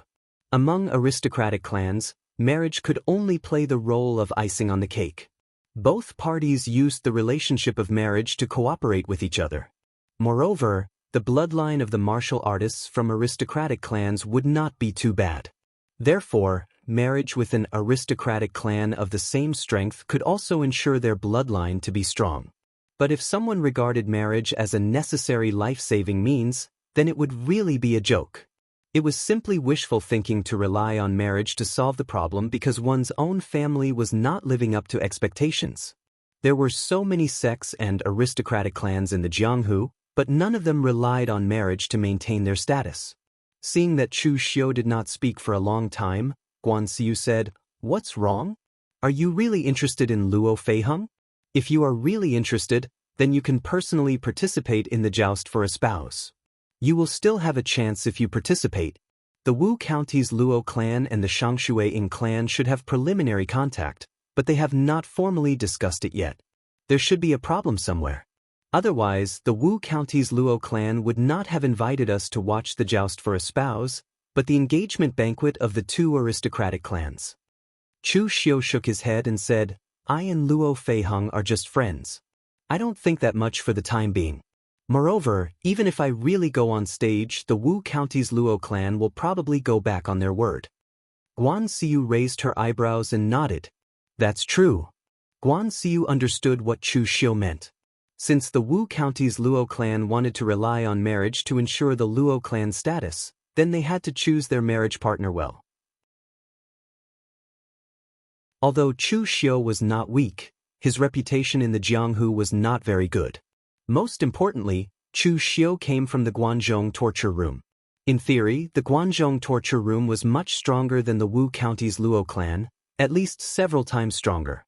However, the Guanzhong torture room was far away in the Guanzhong Pass, which was located in the middle of the three countries. It was not very strong outside. Therefore, if something happened to the Wu County's Luo clan, the Guanzhong torture room would definitely not be able to help the Luo clan. However, aristocratic clans like the Xiahou clan and the Ying clan were already strong. Moreover, they were both in the Eastern Qi. The benefits of a marriage alliance with them were obvious. Chu Xiu cupped his hands and said, "In that case, I will take my leave. I will go to the Wu County's Luo clan tomorrow." Guan Xiu nodded and said, "Don't worry. This time, it's just a ceremony. It's not a big deal." Chu Xiu nodded. However, he still chose to leave for the Wu County's Luo clan the next day. With Luo Feiheng's personality, it was obvious how she would face this joust for a spouse. If she did not cause a scene, Luo Feiheng would definitely not let it go. On the surface, Chu Xiu was Luo Feiheng's good friend. He was also a member of the 9-branch hall. Xie Xiaolu, Emotan Lin, and the others would probably come. Therefore, Chu Xiu could not ignore it. The sooner he went, the sooner he could discuss it. Therefore, after leaving the torture hall's headquarters, Chu Xiu did not even return to the Guanxi region. He directly sent a constable to the Guanxi region to report the news, and he went to the Wu County's Luo clan alone. This time, he came to attend the ceremony. Since that was the case, it was useless to bring his subordinates. The Wu County's Luo clan would not allow so many people to enter the clan. The Wu County was located in the southeast of the Eastern Qi. This place was surrounded by mountains and rivers, and the scenery was beautiful. It was famous for being fertile and could be considered as the center of the Central Plains. The Wu County's Luo clan was the largest force in the entire Wu County. Moreover, their reputation as one of the 9 great aristocratic clans had spread throughout the Jianghu.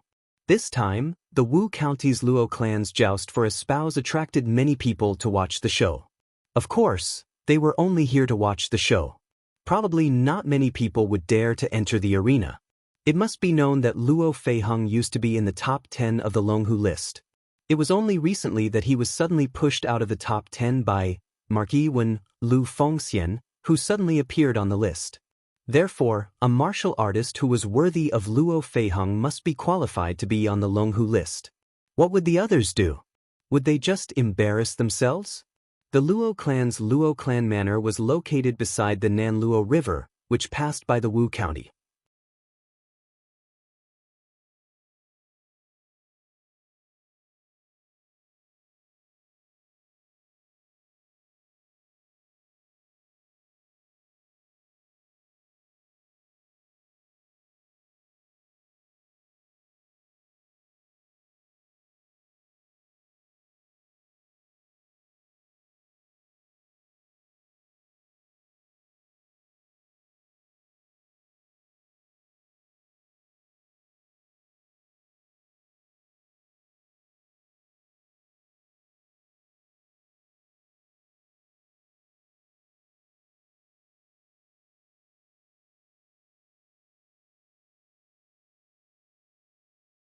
The scenery was beautiful, and the chi of heaven and earth was rich.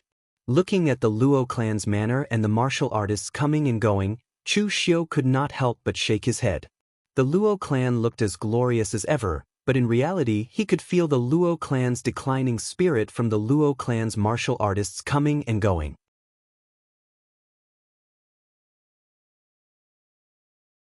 Chapter 435. As one of the 9 major aristocratic families, the Luo clan from Wu County was once glorious. However, the world was full of ups and downs. Even a dynasty was constantly changing, let alone a family like the Luo clan from Wu County. Therefore, it was normal for the Luo clan from Wu County to be weak. According to what Chu Xiu knew, there was only one martial Dao master in the entire Luo clan from Wu County. It was the patriarch of the Luo clan from Wu County, and he was probably not young anymore. Meanwhile, Luo Feiheng's father, Luo Tianyong, was the patriarch of the Luo clan from Wu County. He was only at unity of heaven and man. At this moment, Luo Tianyong was the one taking care of the guests at the entrance of the Luo clan from Wu County.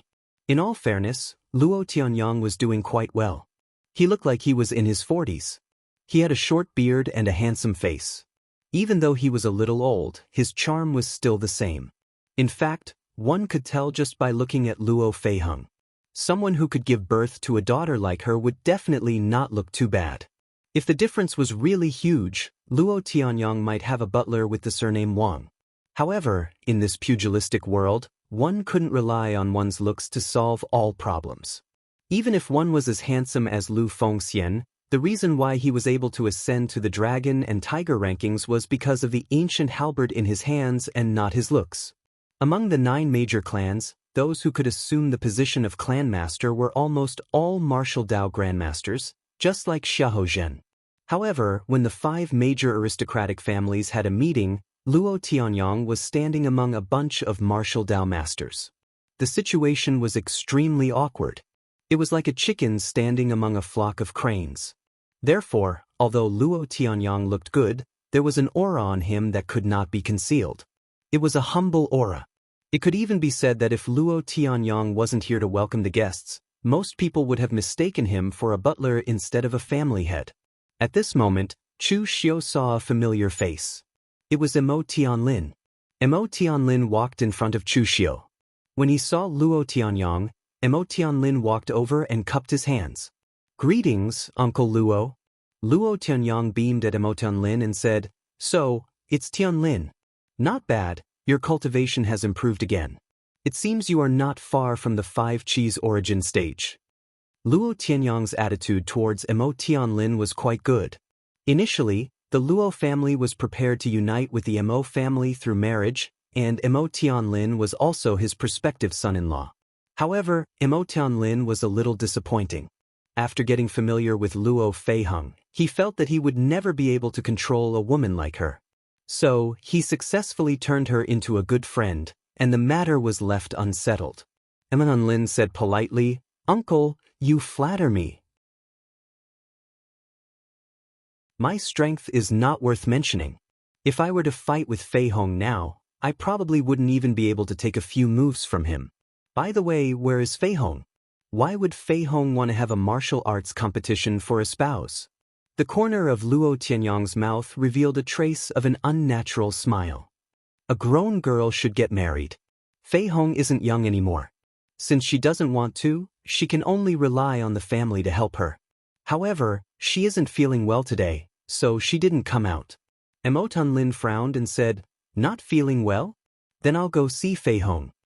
Luo Tianyong quickly waved his hand and said, "No, Feiheng can't see guests right now." Just when Emo Tianlin was about to say something, Chu Xiu walked over and sneered. "Luo Feiheng isn't feeling well? Even an idiot wouldn't believe you, Master Luo. He wasn't injured for no reason, and there were no hiccups in his cultivation. Yet, a 3-flower realm warrior said that he wasn't feeling well. Do you believe this? In any case, I don't believe it." When Emo Tianlin turned around and saw Chu Xiu, his eyes lit up. Sometimes, it was obvious that Chu Xiu's words were much more effective than his. In other words, it was much more convenient. Just like what was happening now. The Mo family had a good relationship with the Luo family. The two families had been friends for generations. Mo Tianlin was a junior, so naturally he couldn't say much. However, Chu Xiu was different. He had nothing to do with the Luo family. Luo Feiheng was his good friend, but Luo Feiheng's father was not. Moreover, according to Chu Xiu's knowledge, Luo Feiheng hated her father like an enemy. Luo Tianyang looked at Chu Xiu and frowned. "For you." Chu Xiu took out the invitation to the Guanzhong torture room and threw it to Luo Tianyang. He said faintly, "Guanzhong torture room, Chu Xiu." As soon as he said this, everyone present subconsciously looked at Chu Xiu. Even Luo Tianyang felt a little pressured. When facing Mo Tianyang, Luo Tianyang could still put on the airs of a senior. However, when facing Chu Xiu, Luo Tianyang could not do so. Chu Xiu was ranked 6th on the Longhu leaderboard. Although he was only at the 5 Qis gathering to the origin stage, he had killed more than 1 or 2 warriors at the unity of heaven and man realm. Moreover, some of them were even stronger than Luo Tianyang. In other words, it would be very easy for Chu Xiu to kill Luo Tianyang if he wanted to. However, although Luo Tianyang felt pressured, this was the Wu County's Luo family. No matter how strong Chu Xiu was, he couldn't show off in front of the Luo family. Therefore, Luo Tianyang immediately snorted and said, "Chu Xiu, Luo Feiheng is my daughter. I naturally know her situation. This time, you are all here to watch the ceremony. The Luo family will welcome you. However, if you want to cause trouble, then don't blame the Luo family for being rude." Hearing this, Chu Xiu sneered. "Luo Feiheng is your daughter? You are really a failure as a father to betray your own daughter." Everyone present saw that there seemed to be some conflict here, and they all came over to watch the show. In fact, everyone quite agreed with what Chu Xiu said. The underworld was only so big. Who didn't know each other? They all knew about the Luo family's bullsh *T. Speaking of which, even the others felt pity for Luo Feiheng. She clearly had potential and strength and was even in the top 10 of the Longhu list. However, just because she was a woman, she had to give way to a man. It was really somewhat pitiful. However, although it was pitiful, everyone also knew that the Luo family's choice was considered normal. If the Luo family was strong and ranked in the top of the 9 great families, then Luo Feiheng could naturally be the eldest daughter of the Luo family without any worries. Not to mention the forced marriage, Luo Feiheng could marry whoever she wanted as long as there was no problem with her taste. However, with the current situation of the Luo family, Luo Feiheng naturally became a sacrifice. After all, no one in the underworld had heard of a female patriarch. In the underworld, there were female patriarchs, such as sects like the Yu Palace. However, such sects were always in the minority.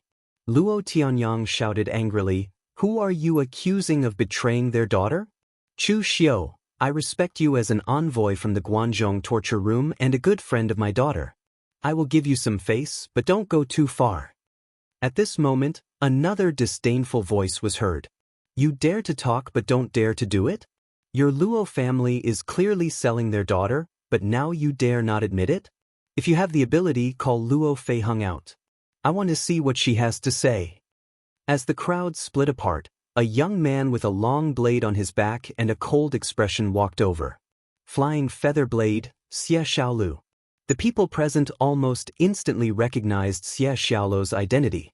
After all, he was a regular on the Longhu list and a good friend of Luo Feiheng. Now, 3 people stood out to interrogate Luo Feiheng's whereabouts. Moreover, all 3 of them were elites on the Longhu list. Behind them stood Shang Yang's Mo family, Guanzhong torture room, and West Chu's World Alliance. This level of power was difficult for Luo Tianyang to resist. The most important thing was that the Luo family was not strong enough, so they could not be forceful. At this moment, another person spoke. However, it was not to support Chu Xiu, but to target Chu Xiu. "The 3 of you are really funny. Senior Luo is Luo Feiheng's biological father. Do you think he will harm Luo Feiheng? It's normal for Luo Feiheng as a girl to find it inconvenient to meet him. However, the 3 of you are here pestering him. What are your intentions?" Nie Donglu walked out from the crowd, holding a jade folding fan in his hand. He had a faint smile on his face, but there was a hint of coldness in his gaze when he looked at Chu Xiu. Ever since he failed to kill Lu Fengxian in northern Yen, he and Chu Xiu had shed all pretense of cordiality and formed an irreconcilable enmity. Since that was the case, he naturally did not need to feign civility with Chu Xiu in front of others. It was already a show of restraint that they did not curse or attack each other. The heavenly demon dance in Chu Xiu's hand hummed softly. The next moment, he grabbed it and pointed it at Nie Donglu. Nie Donglu, last time in northern Yen, I couldn't find a chance to kill you because your father was there. Now, you've jumped out of your own accord. Do you dare to fight to the death? Nie Donglu was not angered by Chu Xiu's attitude. He said calmly, Chu Xiu, if you want to fight, I'll naturally keep you company. However, we are both guests at the Luo residence in Wu County. How can we fight here? Chu Xiu sneered. Nie Donglu was still the same. Even though he had become Han Baxian's disciple, he had not learned Han Baxian's domineering manner. If he wanted Nie Donglu to fight face to face, he would have to wait until Nie Donglu was absolutely confident. At this moment, the surrounding people looked at Chu Xiu and the others as if they were watching a show and did not mind the matter blowing up. Chu Xiu and the others, who had caused a ruckus due to Luo Feihong's incident, had already attracted a lot of attention. Now, Nie Donglu had popped up. Who else would appear later? However, the crowd soon realized that there would not be a fight this time. That was because a dignified old man in a white robe walked out of the Luo residence. He looked at Chu Xiu and the others and said coldly, Everyone, I don't care if you are Luo Feihong's friends or some other relationship. Today is the day of the Wu County's Luo residence's marriage contest. If anyone dares to cause trouble here, don't blame me for bullying the weak.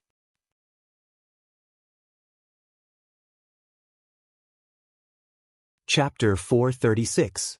The person who came out was the Luo family's patriarch, a martial Dao master who did not have much of a presence. That's right, although he was a martial Dao master, he did not have much of a presence in the Jianghu. The Luo family's patriarch was not famous in the Jianghu when he was young. As a disciple of the Luo family from Wu County, one of the 9 great clans, he did not even make it onto the Longhu leaderboard, let alone the honor leaderboard. The Luo family's patriarch had barely stepped into the martial Dao master realm when he was about to enter his old age. It could be said that it was extremely difficult. However, no matter how weak a martial Dao master was, he was still a martial Dao master. The Luo family's patriarch's appearance was enough to suppress Chu Xiu and the others. At that moment, a tall, muscular old man suddenly walked out and said, Luo Jinyan, the Luo family has gone too far this time. You want to hold a martial arts competition for Luo Feihong's spouse. Can't you even show your face? Although the aura of the old man who walked out was not as strong as the Luo family's patriarch, he was on the same level as him. He was also a martial Dao master. Everyone was stunned, but they also recognized who this martial Dao master was. He was the previous pavilion master of the Divine Armament Pavilion, the crafting grandmaster Mo Yezi. Since the last Divine Armament Conference, Mo Yezi had joined forces with the Hidden Sword Villa to repair the demon sword longing. He had been criticized by many people in the Jianghu, so he had not appeared in the Jianghu for a long time. In reality, compared to the Hidden Sword Villa, Mo Yezi's goal was much simpler. He was a crafting master, and his life's goal was to refine weapons that surpassed his own limits. The demon sword longing was one of the 3 great demon weapons of the Kunlun devil cult in the past. It was the pinnacle of the world's famous swords.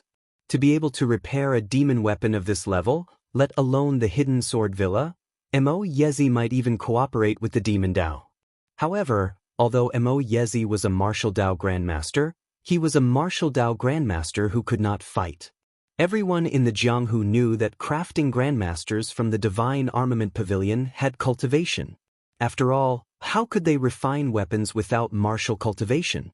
Ordinary flames would not be able to melt those extremely hard materials. Only by infusing true qi into the flames could it be done. However, cultivation was cultivation, combat strength was combat strength. Martial artists from the Divine Weapon Pavilion could not even be called martial artists, because they usually did not even know a single martial skill. They only had cultivation, but they did not know how to fight. Therefore, Mo Yezi's strength as a martial Dao grandmaster was somewhat lacking. He probably couldn't even defeat a martial artist at the unity of heaven and man realm. The Luo family's ancestor frowned. Mo Yezi, what are you doing here? Today was the day of the Wu County's Luo clan's marriage contest. The Wu County's Luo clan had invited people to attend the ceremony. Of course, they would not invite Mo Yezi, who was no longer the Divine Weapon Pavilion's pavilion master.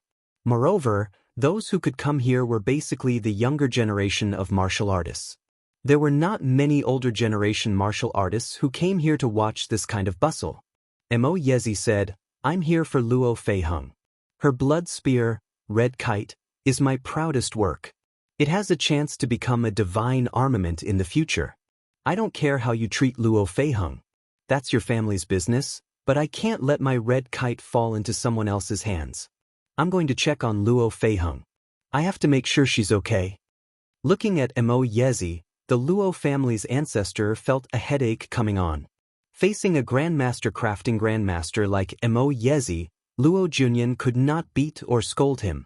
After all, Mo Yezi was the former master of the Divine Armament Pavilion. Although he had stepped down, his relationship with the Divine Armament Pavilion was still there. Offending Mo Yezi was the same as offending the Divine Armament Pavilion. Moreover, Mo Yezi had forged countless weapons over the years. He had also made a lot of connections. If these people were to make a move, even the Wu County's Luo clan would feel pressured. The Luo family's ancestor was helpless. Mo Yezi had forged weapons for so many people. Why did he treat Luo Feiheng differently? Mo Yezi, what do you want? This time, Luo Feiheng will not participate in the martial arts competition. The final winner of the arena will be the son-in-law of the Luo family, so she cannot be seen now. Mo Yezi said, it's just a marriage contest. It's not like she's already married. What kind of rule is this? When I forged the Red Kite, I didn't take a single cent from the Wu County's Luo clan. What's wrong? You thanked me so many times, but now you're turning your back on me? The Luo family's ancestor had a helpless expression. In fact, people like Mo Yezi were the most hated in the pugilistic world. Although they weren't strong, they had a lot of connections. They couldn't be touched. In the end, the Luo family's ancestor waved his hand and said, all right, if you want to go, then go.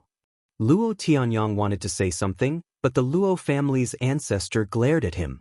At this time, Mo Yezi pointed at Chu Xiu and the others and said, these kids are Luo Feiheng's friends. They will go with I. Since he had already let one in, he didn't care about the second. Therefore, the Luo family's ancestor waved his hand and asked someone to bring them to see Luo Feiheng. When the surrounding people saw that there wasn't a fight, they were disappointed. They thought that there would be a show to watch. On the way, Mo Yezi looked at Chu Xiu and the others and said, it's not bad for that little girl, Feiheng, to have friends like you.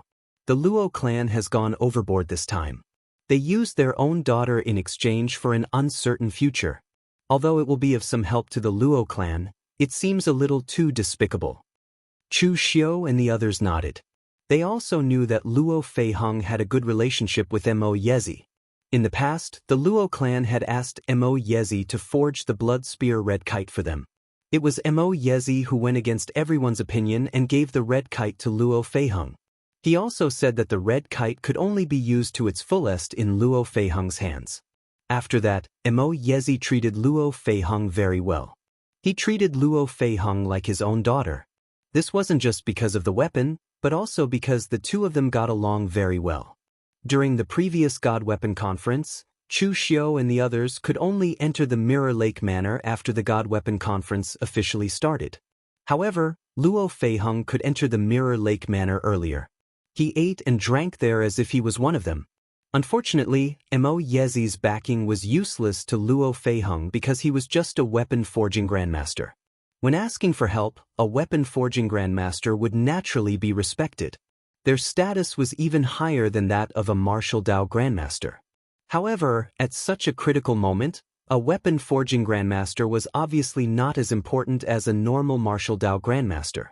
Luo Junyan was willing to give Mo Yezi face, but he wouldn't cancel the martial arts contest just because of Mo Yezi. At this time, Mo Yezi suddenly looked at Chu Xiu and transmitted his voice to him. The saber in your hand is the weapon that I forged using arrays during the God Weapon Conference? Chu Xiu nodded and said, yes, it is. I still have to thank Grandmaster Mo Yezi for laying the foundation for my Sky Demon dance. Mo Yezi shook his head and said, no need to thank me. I originally wanted to use this weapon to test the method of forging using arrays. Moreover, I also wanted to use it as a shield. You being able to obtain it is a testament to your strength. Moreover, from the looks of it, you even added some materials to it, causing the demonic chi in it to increase. It's stronger than what I expected, and it also has the potential to become a god weapon. However, the demonic might of your weapon is a little too strong. You need to control your heart. Otherwise, the demonic chi will easily corrode your heart and affect your mind. Chu Xiu smiled and said, a weapon is a weapon after all. It's only a weapon when held in the hands of a person. Otherwise, it's just a pile of scrap metal. If a person is affected by a weapon, then it only proves that the person using the weapon is too useless.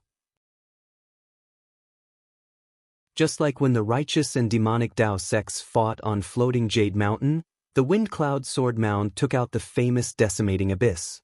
In the hands of others, the Decimating Abyss is the current era's Decimating Abyss. However, in the hands of a peerless powerhouse like Donghuang Tai, the so-called Decimating Abyss is simply a joke. The Decimating Abyss was easily refined into a Burning Heaven saber by him using the Burning Heaven mirror, and he can do whatever he wants with it. Mo Yezi looked at Chu Xiu in surprise, and a strange look appeared in his eyes. He hadn't expected that Chu Xiu would actually see things so clearly. Mo Yezi's habit was to let the weapon choose the person. In the eyes of most people, Mo Yezi believed that the weapon was more important than the person. However, in reality, Mo Yezi believed that only a sufficiently powerful person was qualified to control a sufficiently powerful weapon. Otherwise, if the two clashed, not only would the weapon not be able to display its power, but it would also cause the cultivator to be affected by the weapon and even suffer a backlash. The Luo family member who led the way brought everyone to a pavilion next to the Luo family's ancestral hall. When they saw the door, everyone present immediately frowned. The surroundings of the pavilion and the door were covered with arrays. Clearly, they were afraid that someone would escape. What did the Luo family mean by locking up Luo Feiheng here? Did they treat her as a prisoner? The Luo family's disciples waited outside. When Chu Xiu and the others pushed the door open and entered, they saw a strange scene. Luo Feiheng was actually sitting there with his legs crossed, holding a novel and eating sunflower seeds. He seemed to be very leisurely. Chu Xiu fixed his eyes on the book cover.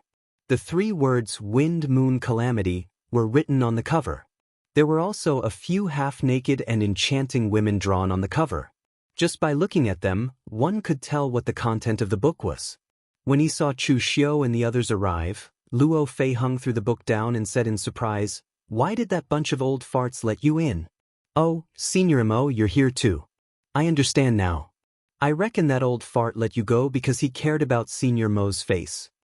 However, at this moment, Mo Tianlin frowned and said, "Are you injured?"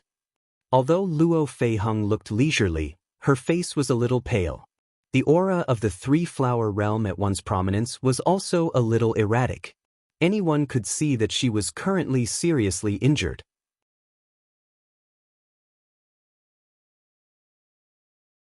Chapter 437. At this time, Luo Feiheng was locked up here, and she was seriously injured. Everyone could almost guess what was going on. Mo Tianlin frowned and asked, "Who did it?"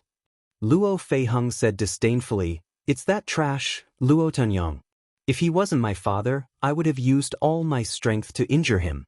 If I had reached the 5 Chi's origin realm, he wouldn't be my match." Hearing Luo Feiheng publicly call his father a good-for-nothing, everyone present, except for Chu Xiu, had a strange look on their faces. In fact, Luo Tianyang was indeed a bit of a good-for-nothing given his status and strength. Mo Tianlin asked curiously, "Why did Luo family head attack you?" "As far as I know, although Luo family head doesn't like you, he has never hit you." The conflict between Luo Feiheng and the Luo family has been going on for a long time, but they haven't completely fallen out. In the past, even if Luo Feiheng attacked the Luo family, she would only attack the younger generation. If the elders of the Luo family wanted to punish Luo Feiheng, they would just put her in confinement. This was the first time that Luo Feiheng was seriously injured. Luo Feiheng said faintly, "Because I crippled Luo Feiyun." Hearing this, everyone except for Chu Xiu raised their eyebrows. Luo Feiyun was Luo Feiheng's half-brother. He was also a person that the Luo family had been nurturing. However, according to what they knew, Luo Feiyun was only in the physical invulnerability realm. He hadn't even stepped into the underworld. In the Luo family, he had always been suppressed by his younger sister. However, even if Luo Feiyun was not as strong as Luo Feiheng, he was still a direct descendant of the Luo family. He was the future heir of the Luo family and was being nurtured by the Luo family. But now, Luo Feiheng said that she had crippled Luo Feiyun. This was a shocking matter. The Luo family's old ancestor was so angry that he slapped her to death. Everyone felt that she had already restrained herself. Emotan Lin said helplessly, "Why did you cripple Luo Feiyun? After all, he's the only heir of the Luo family. You've really caused quite a stir this time. Could Luo Feiyun be cured? I heard that West Chu's Jianghu divine doctor, angering Yama, Feng Buping once cured a martial artist whose martial arts were crippled." Luo Feiheng pursed his lips and said, "That thing of his was blasted into meat paste by me. How can he be healed? Not to mention infuriating the King Yenluo to death, even a deity wouldn't be able to cure him." Hearing Luo Feiheng's words, everyone present suddenly felt that something was amiss. Emonan Lin hurriedly said, "Wait, you said that you blasted Luo Feiyun into meat paste? When you said crippled, did you mean that you crippled his martial arts?" Luo Feiheng suddenly looked at Emo Tianlin's crotch and let out a strange laugh. "Of course, you are the thing that you understand. Otherwise, what are you?" Hearing this, Emotan Lin suddenly felt a chill in his crotch. Except for Chu Xiu, everyone else had a strange look on their faces. Even Mo Yezi, who was a knowledgeable old man, couldn't help but have a slight change in expression at this time. Only Chu Xiu looked calm. It wasn't because he knew Luo Feiheng, but because he knew that Luo Feiheng did the same in the original plot. However, that should be a matter of the future. This time, what was wrong with Luo Feiyun? He actually provoked Luo Feiheng again, and in the end, he still lost his penis. Speaking of which, Luo Feiyun was really unlucky. Whether it was in the original plot or now, he couldn't escape the fate of being crippled. Even if Chu Xiu's butterfly effect changed a lot of things, the result still couldn't change him. This brother was really sad. However, this also explained why Luo Tianyang was so angry. After all, Luo Feiyun was his son, the son he valued the most. In the end, he became a eunuch. Although Luo Tianyang had more than one son, and he wouldn't let his lineage end without descendants, a eunuch definitely couldn't be the head of the family. The heir that he had cultivated was really crippled. This was also the reason why Luo Tianyang was so angry that he directly injured Luo Feiheng. Chu Xiu shook his head and said, "Making people die without descendants, what kind of hatred do you have? I'm very curious, how did your brother provoke you this time? Why did you have to be so ruthless?" Chu Xiu understood Luo Feiheng. Although this woman looked abnormal, somewhat violent and overbearing, in fact, she wasn't a real lunatic. She had a sense of propriety. When the elders of the Luo family made things difficult for her, Luo Feiheng only beat up the children of the elders. She also had a sense of propriety. Most of the injuries were superficial and minor. There wasn't even a serious injury. Now, Luo Feiheng was so angry that she made her brother die without descendants. This was too ruthless. One could imagine what Luo Feiyun had done. Hearing this, Luo Feiheng sneered and said, "That trash is courting death, so don't blame me for being ruthless. Previously, when I entered the top 10 of the Longhu leaderboard, that idiot Luo Feiyun actually came to me and asked me to deliberately lose to him. Then, he would send the news to Win Sweeping Tower so that he could enter the top 10 of the Longhu leaderboard." Hearing this, Chu Xiu and the others were speechless. Was Luo Feiyun really an idiot? Or did he think that everyone in the pugilistic world was an idiot? Although the Longhu leaderboard could be manipulated under the table, it was only a slight change in the rankings. Strength and reputation were seen by everyone in the pugilistic world. How could it be falsified? Even if Luo Feiyun was the heir of the Luo family in Wu County, he was just a nobody in the pugilistic world. His strength was only at the physical invulnerability realm. Even if Luo Feiheng said that Luo Feiyun had defeated him, would Wind Sweeping Tower believe it? Would everyone in the pugilistic world believe it? This was simply a joke. In the eyes of Chu Xiu and the others, a person who could make such a request was also a joke. Chu Xiu frowned and said, "You crippled him just because of such a small matter? This is not in your character. You should know the consequences of doing so." Luo Feiyun was an idiot, but Luo Feiheng was not. She should know the consequences of doing so. Therefore, when it came to such matters, Luo Feiheng just had to ignore this idiot. Why bother to cripple someone? In the end, he was implicated. Luo Feiheng said indifferently, "If this idiot hadn't targeted me, why would I cripple him? I heard that he acted first and reported later. He secretly contacted the Shangshui Ying family and wanted to marry me to them in exchange for the Ying family's support for the Luo family. Of course, it was also to support him and ensure that he would become the head of the Luo family. I'm not a commodity. Since he wanted to sell me, then I crippled him. It's fair and reasonable, isn't it?" Hearing this, Chu Xiu and the others shook their heads. Luo Feiyun was courting death. He couldn't blame others. Previously, they thought that it was the Luo family's decision to contact the Shangshui Ying family. If this was the case, Luo Feiheng might have resisted, but he wouldn't have done it so violently. After all, Luo Feiheng wasn't Chu Xiu. Luo Feiheng wouldn't do something like tricking his own father to death. But who would have thought that this matter was actually Luo Feiyun's own decision? Moreover, he acted first and reported later. After the matter was settled, he informed the Luo family so that they didn't even have the chance to regret it. Otherwise, they would have offended the Shangshui Ying family. Luo Feiyun dared to do such a thing. He was really courting death. Luo Feiheng had gotten off lightly by crippling him. Not killing him on the spot was already a sign of restraint. "Then what are you going to do now?" Chu Xiu asked. Luo Feiheng's handsome and beautiful face revealed a ferocious killing intent at this moment. "Originally, the Luo family had raised me for a lifetime. At a critical moment, although I'm a woman, I don't mind helping the Luo family. But now, the Luo family has treated me, Luo Feiheng, as a commodity. Very well, I want to see who will regret it the most." Raising his head to look at Chu Xiu and the others, Luo Feiheng revealed a series of shocking plans. Of course, Chu Xiu wasn't surprised. Compared to what he had done to the Chu family, Luo Feiheng was already merciful enough. Raising his head, Luo Feiheng looked at Mo Yezi, Chu Xiu, and the others and said, "Senior Mo, and the rest of you, if you help me, you will definitely offend the Luo family in the future. You might even offend the Ying family of Shangshui. I won't force you. Moreover, I have nothing now.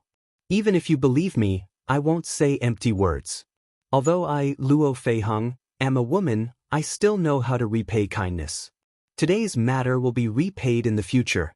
Mo Yezi smiled and shook his head. "Little Luo, don't be so serious. Although I'm no longer the pavilion lord of the Divine Weapon Pavilion, I still have some connections. The Luo family won't dare to touch me, and the Ying family of Shangshui is the head of the 9 great clans. They won't cause trouble for me over such a small matter. In fact, little Luo, you don't need to be so ruthless. Just delay this matter for a while.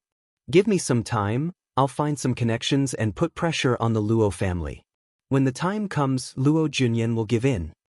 A cold light flashed in Luo Feiheng's eyes as she said, "No. Since the Luo family doesn't treat me as a disciple of the Luo family, but as a commodity that can be traded at any time, why should I stay in the Luo family? They were the ones who pushed this matter to the extreme first." Chu Xiu smiled and said, "Don't look at me. You all know my ability to cause trouble. Not to mention the Luo family, I've even offended forces stronger than the Ying family of Shangshui. Now, it's not that much of a difference." Xie Xiaolu also said, I've already made preparations before coming here. I rarely trouble my master, but as long as something happens, I believe my master will also help me bear it. Among these people, only Mo Tianlin didn't express his opinion.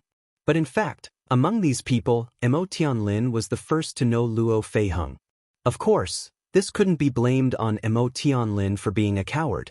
Among these people, he was the one who had the most misgivings.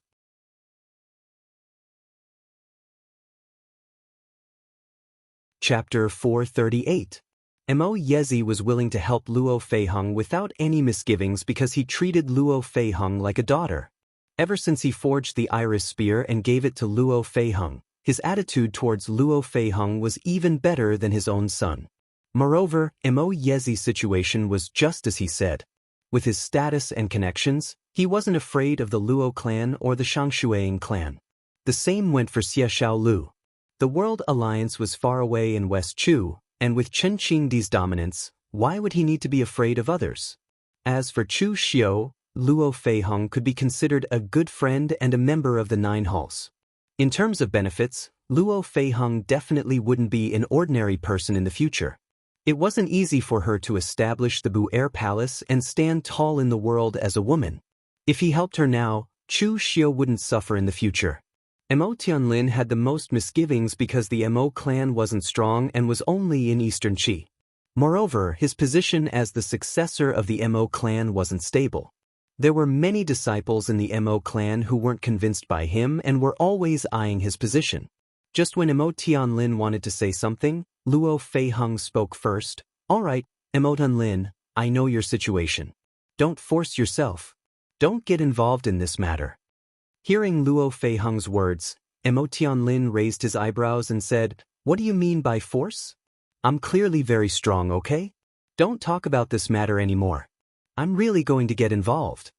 Mo Tianlin wasn't a righteous person like Lu Fengxian, but he wasn't a cold-blooded person who would watch his friend get into trouble. In any case, Mo Tianlin had already thought it through. Even if the matter really got out of hand, as the most outstanding disciple of the Mo clan, he wouldn't be crippled or punished. At most, he would be scolded or punished to face the wall. Tianlin could bear it. As for other troubles, he could deal with it later. After Luo Feiheng thanked him, he didn't exchange any more pleasantries. At this moment, footsteps could be heard from outside. Luo Tianyang came in with some people and said, All right, you've met him. The marriage contest is about to begin. Everyone, please go to the front. Luo Tianyang looked at Luo Feiheng with a complicated look in his eyes and said, Feiheng, you go with him. Remember, don't cause trouble again. Otherwise, I won't be able to protect you if the old ancestor gets angry. As a father, it wouldn't be right to say that Luo Tianyang didn't have any feelings for Luo Feiheng. However, Luo Feiheng's position in Luo Tianyang's heart couldn't be compared to Luo Feiyun's. Luo Tianyang even wondered why Luo Feiheng didn't have such a powerful talent and not Luo Feiyun. Luo Tianyang's strength and talent weren't good enough, so he hoped that his son would become a dragon. Therefore, he used all his strength on Luo Feiyun. Unfortunately, Luo Feiyun wasn't good compared to the experts of the small sects or rogue cultivators. However, Luo Feiyun wasn't on the same level as the young geniuses of the big sections. Even so, Luo Tianyang still spoiled Luo Feiyun. Therefore, when Luo Feiheng crippled Luo Feiheng, Luo Tianyang lost his mind in anger and severely injured Luo Feiheng. However, he regretted it afterwards. When Luo Jianyan and the other elders of the Luo clan were preparing to punish Luo Feiheng, Luo Tianyang spoke a few words to help him.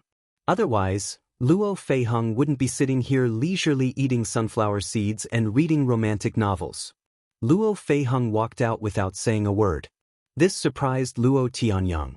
The people of the Luo clan didn't allow Chu Xiu and the others to see Luo Feiheng because they were afraid that she would cause trouble with her character. However, because of Mo Yezi, the Luo clan let them in. Naturally, they didn't need to lock Luo Feiheng anymore. However, Luo Tianyang and the others were also prepared for Luo Feiheng to cause trouble. Who would have thought that Luo Feiheng would be so quiet this time? This made Luo Tianyang a little uncomfortable. Could it be that his daughter has already accepted her fate? Luo Nyang chased after Luo Feiheng and tried to persuade her, "Daughter, it's not that I'm cruel, but you've gone too far this time. No matter what, Feiyun is still your brother. How could you do this to him?" Luo Feiheng glanced at him and said in an emotionless voice, "He wants to sell me to the Ying clan of Shang River. Isn't this too much?" Luo Tianyang frowned. How can a marriage between two clans be sold? Moreover, it's not like you don't know who Ying Bailu is. He's ranked 5th on the Longhu list and the successor of the Ying clan of Shang River. He's destined to become a giant in the future. Do you know how many women in the world want to marry Ying Bailu? Now that you have this opportunity, you don't cherish it. You don't know that even this opportunity was begged by the Luo clan. Luo Feiheng looked at Luo Tianyang coldly and said, "What if I say that I'll be stronger than Ying Bailu in the future?" Luo Tianyang smiled and didn't say anything. What kind of existence was a giant in the Jianghu? Only those who could create chaos in the Jianghu could be called a giant in the Jianghu. Even among the 9 great clans, there were only a few who could be called a giant in the Jianghu. The patriarch of the Luo clan didn't count, nor did the patriarch of the Mo clan.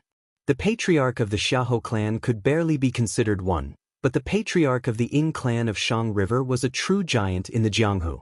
Based on the talent and potential that Ying Bailu had displayed, he was stronger than the previous patriarchs of the Ying clan of Shang River. His future achievements were almost predictable. Now that Luo Feiheng said these words, even a man would be dreaming, let alone a woman. Chu Xiu didn't say anything because he knew how great Luo Feiheng's future achievements would be. For the Luo clan to give up on a giant in the Jianghu for the support of a giant in the Jianghu was enough to make the people of the Jianghu laugh about it for decades. Of course, for the Luo clan, they thought that they had made a wise decision. When they arrived at the courtyard of the Luo clan, there were already thousands of martial artists sitting in the courtyard. Some of them were martial artists from various forces, and some were young talents with some fame in the Jianghu. Of course, most of them were martial artists who came to watch the show. However, these people didn't even have a seat, so they could only watch the show from the edge of the courtyard or outside. When they saw Luo Feiheng come out, there was a commotion among these people. In fact, in all fairness, Luo Feiheng could be considered a stunning beauty in the Jianghu. If she were to change into a woman's clothes and dress up a little, she would look like a beautiful woman sitting there. She wouldn't be inferior to Yan Fian, who was one of the 4 great beauties of the Jianghu. It was a pity that once she opened her mouth, coupled with her personality, she would directly destroy the mood and lose a lot of points. For people like Mo Tianlin, he had known Luo Feiheng for a long time and didn't see her as a woman at all. Of course, in the eyes of those who didn't have much contact with Luo Feiheng, this young lady of the Luo clan was quite good. She had both looks and strength. She was really a good match for Ying Bailu of the Ying clan of Shangshui. After taking their seats, Luo Feiheng naturally sat with the people of the Luo clan, while Chu Xiu and the others sat below. Mo Tianlin looked around and said strangely, "The people of the Ying clan of Shangshui are not here yet?" Xie Xiaolu said lightly, "Big shots are usually the last to appear. Wouldn't it be shameful to come first? Besides, this time, the Luo clan is in a hurry to unite with the Ying clan through marriage, and there's no definite news yet. Of course, the Ying clan won't be so proactive." However, at this time, the old ancestor of the Luo clan, Luo Jinyan, suddenly went out to welcome some people. This made everyone feel a little strange. Which big shot is it this time? Although the Luo clan had declined, Luo Jinyan was a genuine martial arts grandmaster. Those who could make him go out to welcome them in person were certainly not ordinary people. There were more than 10 people who were personally welcomed by Luo Jinyan. Among them, the 2 leading people were very conspicuous. One of them was a handsome and masculine young man in a white luxurious robe. He wore a jade crown on his head and held a folding fan in his hand. Beside him was an old eunuch in a purple robe. The old eunuch's cultivation base was at the unity of heaven and man level. Chu Xiu asked Mo Tianlin, "Who are they?" "Are they from the Eastern Qi imperial family?" Mo Tianlin said in a low voice, "They are people from the Eastern Qi crown prince LV Longji. That young man is Li Yuan, the only son of the Eastern Qi's Lin Duke Li Rang. The Lin Duke has always supported the Crown Prince, so Li Yuan has been with the Crown Prince since he was a child. He can be considered as the Crown Prince's confidant. And that old eunuch is LV Longji's personal eunuch, Chen Do. He is also his confidant. LV Longji is giving face to the Luo clan by sending 2 of his confidants here. Hearing Mo Tianlin's introduction of the 2 people, Chu Xiu's eyes showed a hint of surprise. Between the 2 people, Chu Xiu had never heard of the old eunuch, but Li Yuan would become a big shot in the Eastern Qi imperial court in the future. He was the heavenly king Li Yuan. This person used to be the northern general of Eastern Qi, and later was conferred the title of Northern King. His status was even higher than his father's. In the later years, when the Eastern Qi's national power declined and was counterattacked by the Northern Yan, it was Li Yuan who presided over the northern lands of Eastern Qi and resisted the Northern Yan. He was definitely one of the top officials in Eastern Qi. But that was more than 20 years later. At this time, Li Yuan was only LV Longji's confidant. He had an idle position in the Eastern Qi imperial court. It was just an ordinary small official, so it seemed very ordinary. Moreover, the background of Li Yuan's rise was also very interesting. He was originally a member of the imperial court, but when he was traveling in Jianghu, he was suddenly chosen by an eminent monk from the western regions. The monk insisted that he was his destined successor, and before he died, he passed his cultivation to Li Yuan, causing Li Yuan to soar.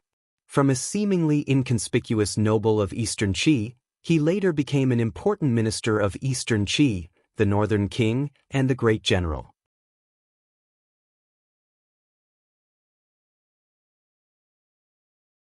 Chapter 439.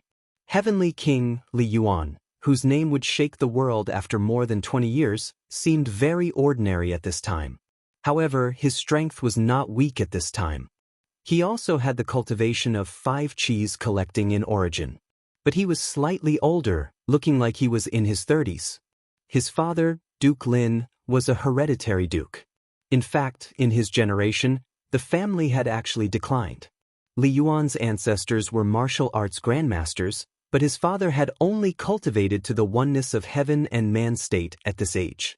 Li Yuan, on the other hand, had already shown good talent at a young age.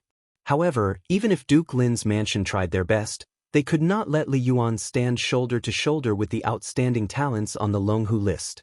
The so-called Duke's public house sounded very famous, but in reality, after declining for so long, its foundation was not even comparable to a small faction. Therefore, the Duke of Lingua allowed Li Yuan to join the Crown Prince, LV Longji, and was prepared to use the merit of helping the Duke of Lingua's public house regain its glory. Mo Tianlin did not know that Chu Xiu was thinking so much at this moment. He just sneered and said, "The Luo family is really desperate. What do they mean by inviting people from the imperial court? Is the Luo family going to rely on the imperial court or what? Don't they know that this is a taboo in Jianghu?" Chu Xiu said lightly, "The boundary between Jianghu and the imperial court is not so clear. As long as there are benefits, why can't they join forces? Don't forget that Northern Yan had to join forces with Northern Yan Jianghu to defeat Eastern Qi. Besides, now the Eastern Qi imperial court also knows the benefits of joining forces with people from Jianghu. White Tiger Hall, one of the 4 spirits, has now joined forces with Eastern Qi imperial court. Don't you know?" Mo Tianlin nodded. Of course, he knew this, but as a man of Jianghu, he still had some rejection of the imperial court. The Luo family was only holding a martial arts competition to find a spouse. Coupled with the Luo family's current strength, Crown Prince LV Longji naturally did not have to come in person. However, he had sent his trusted aide and personal eunuchs. This was already enough. At this time, Luo Tianyang personally led Li Yuan and Qin Do to the seats of honor. Li Yuan smiled and said, "The Luo family's patriarch's daughter is famous. This martial contest for a spouse has attracted many young talents. Speaking of which, I don't seem to be very old. I wonder if I can participate?" Hearing this, Luo Tianyang revealed an awkward expression. If LV Longji said this, Luo Tianyang would definitely agree. Who cares about the imperial court or the pugilistic world? Being able to become the crown prince's wife was something that the Luo family could not ask for more. However, the problem was that these words were spoken by Li Yuan. He was only a trusted aide of the crown prince, and his position was incomparable. Moreover, the Duke of Lin's public house had already declined. Although it had the title of a duke, it could only be ranked in the middle among all the dukes and marquises in eastern Qi. When Li Yuan saw Luo Tianyang's expression, he knew what he was thinking. This caused Li Yuan to sneer inwardly, but he said indifferently, "Patriarch Luo, please don't mind me. I was just joking." Hearing this, Luo Tianyang also laughed and chatted with them for a while before leaving. In fact, from this point, it could be seen that Luo Tianyang was indeed not very good as a patriarch, whether it was in terms of strength or ability. Just now, when Li Yuan said that, regardless of whether he was joking or not, Luo Tianyang just had to pretend to flatter him and fool him, and it would be over. In the end, Luo Tianyang acted as if he looked down on Li Yuan, but because of the latter's status, he could not say much. This completely offended Li Yuan. After Luo Tianyang left, Li Yuan's expression was already somewhat gloomy. Qin Do, who was beside him, smiled and said in a slightly sharp voice, "Why? You feel uncomfortable being looked down upon?" Li Yuan sneered and said, "No wonder the Luo family has declined to such a state. With such an idiotic patriarch, how can the Luo family have a good future?" Chen Do waved his hand and said, "Young man, don't be so hot-tempered. An expert once said that as the saying goes, the river flows east for 30 years and then west for 30 years. Don't bully the young for being poor. Now that you are with His Highness the Crown Prince, your future is boundless. Don't think that Luo Tianyang looks down on your status now. Who knows, he might have to bow to you in the future. When the Crown Prince ascends to the throne, he will directly assign you to the military. At the very least, you will be a general or a general. At that time, it will just be a mere Luo family. Not to mention Luo Tianyang, you probably won't even have to worry about the Luo family's patriarch." When Li Yuan heard this, he cupped his hands towards Qin Do and said, "Thank you for your guidance, Eunuch Qin. Don't worry, Eunuch Qin. Since I've already joined His Highness the Crown Prince, then I will naturally go through fire and water for His Highness the Crown Prince. Only when His Highness the Crown Prince ascends to the throne in the future will there be a day for us to make a name for ourselves." Hearing Li Yuan's words, Qin Do nodded in satisfaction. Li Yuan was one of the more promising young confidants that His Highness the Crown Prince had recruited. Although his current strength could not be compared to the young talents on the Longhu list, Li Yuan was bold and meticulous in his work. He was reliable, so he had gained His Highness the Crown Prince's favor. Just then, Qin Do inadvertently looked in Chu Xiu's direction and let out a soft cry of surprise. Li Yuan asked in surprise, "Eunuch Qin, what's wrong?" Qin Do laughed coldly and said, "Nothing much. I just met a fellow that His Highness the Crown Prince often talks about. That fellow has caused His Highness the Crown Prince a lot of trouble." Li Yuan asked doubtfully, "Who is it that actually dares to go against His Highness the Crown Prince?" Qin Do pointed at Chu Xiu and said, "It's that fellow, ranked 6th on the Longhu list, Chu Xiu from the Guanzhong torture room. Originally, His Highness the Crown Prince and Prince Anil Jiangwen were working well together. It was this fellow who leaked the news to the second prince, who then reported the matter to His Majesty. Not only did it lead to the destruction of the Prince Anil residence, but His Majesty also gave His Highness a good scolding, causing His Highness's prestige to plummet." Li Yuan asked doubtfully, "This fellow has gone overboard. Did His Highness the Crown Prince not take any action?" Chen Do snorted coldly and said, "The previous incident at the Prince Anil residence caused His Highness the Crown Prince to lose a lot of points in His Majesty's eyes. Of course he wouldn't dare to do anything. Moreover, this Chu Xiu is from the Guanzhong torture room. This is a little tricky. You also know that the Guanzhong torture room is not considered a power of our Eastern Qi, but in certain areas, they have worked with our Eastern Qi quite a bit. Moreover, this Chu Xiu is also one of the higher-ups of the Guanzhong torture room. If His Highness makes a move against him in Eastern Qi and His Majesty finds out, he will definitely be heavily punished. A lack of forbearance in small matters will spoil great plans. This kind of insignificant person can be taught a lesson at any time. There is no need to rush. Moreover, with His Highness's magnanimity, who knows, he might forget about this matter after some time. Li Yuan looked at Chu Xiu and narrowed his eyes, saying, "Don't worry, Eunuch Qin. If there is a chance, I will help His Highness vent his anger." At this moment, Chu Xiu also felt that someone was looking at him. He turned his head and just happened to meet Li Yuanli's gaze. He could feel the meaning behind that gaze. Unexpectedly, neither of them was willing to give in to the other. In terms of aura, Li Yuanli was actually able to stand shoulder to shoulder with Chu Xiu, not cowering in the slightest. Sensing the malice in Li Yuan's gaze, Chu Xiu could guess the other party's reason.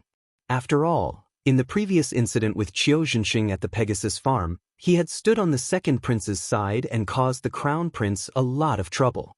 Now, it would be strange if the crown prince, LV Longji's people, still treated him well. However, this Li Yuan did indeed have the potential to become a big shot in the future. At the very least, he dared to compete with Chu Xiu in terms of aura and was not at a disadvantage at all. In fact, although Li Yuan was the crown prince's man, his strength and status were not as good as Chu Xiu's. Stepping into the Five Qis gathering in the Origin realm at the age of 30 was considered outstanding among the warriors of the same level. But looking at the top 10 of the Longhu list, there were almost no more than 30 people who had reached this realm. In terms of reputation in Jianghu, Chu Xiu was also more famous than him. At this time, Chu Xiu was the torture officer of the Guanzhong torture room, while Li Yuan was only a low-ranking official in the Eastern Qi imperial court. If not for his identity as the crown prince, LV Longji's confidant, he was not even worth mentioning. Under the premise that he was inferior to Chu Xiu in all aspects, he was still able to make his aura not lose to Chu Xiu's, which was quite rare. After the two sides looked at each other, they withdrew their gazes.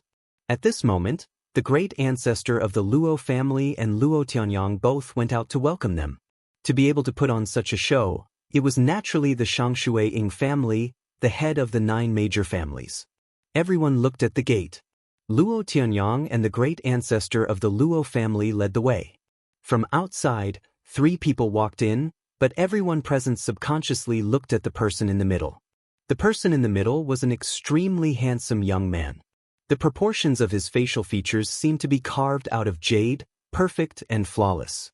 Even the faint smile that always hung on his face had never changed. There was not even the slightest fluctuation in it. He was wearing a long black robe with white cloud patterns embroidered on it. As he walked, the white cloud patterns actually reacted with the surrounding power of heaven and earth, rippling like water. It was extremely miraculous. Clearly, his robe was not an ordinary item.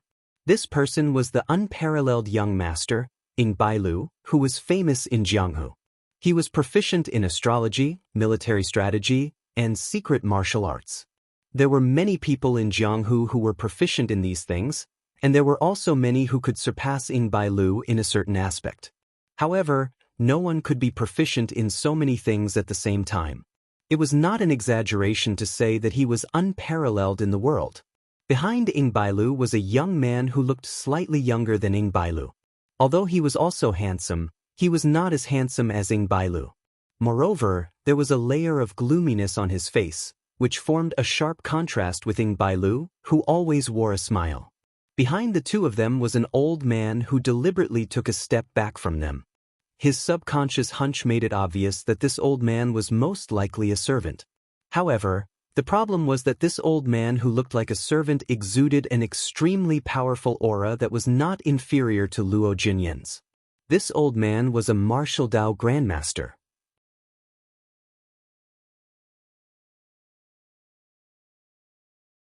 Chapter 440. With Shangshui Ying clan strength, they definitely had no lack of martial Dao grandmasters. They even had true fire spirit refinement realm experts. But what was really strange was that someone actually used a martial Dao grandmaster as a servant. This was no longer shocking, it was horrifying. The strong had the dignity of the strong. No matter how weak a martial Dao grandmaster was, he was still a martial Dao grandmaster. No one could understand why a martial Dao grandmaster would be willing to be a servant, and why the Shangshui Ying clan dared to use him. But at this moment, everyone could see that the Luo clan's old ancestor was obviously embarrassed. Although the 9 great clans were on the same level in the pugilistic world, the gap between them was huge. Someone like the Luo clan's old ancestor could only be a servant in Shangshui Ying clan. How embarrassing was that? Ying Bailu seemed to have noticed Luo Junyan's embarrassment. He smiled and said, "Senior Luo, we're all from the 9 great clans. There's no need to be so polite. Just do what you have to do." Luo Junyan hurriedly said, "In that case, young Master Ying, please take a seat. The joust for a spouse will begin now.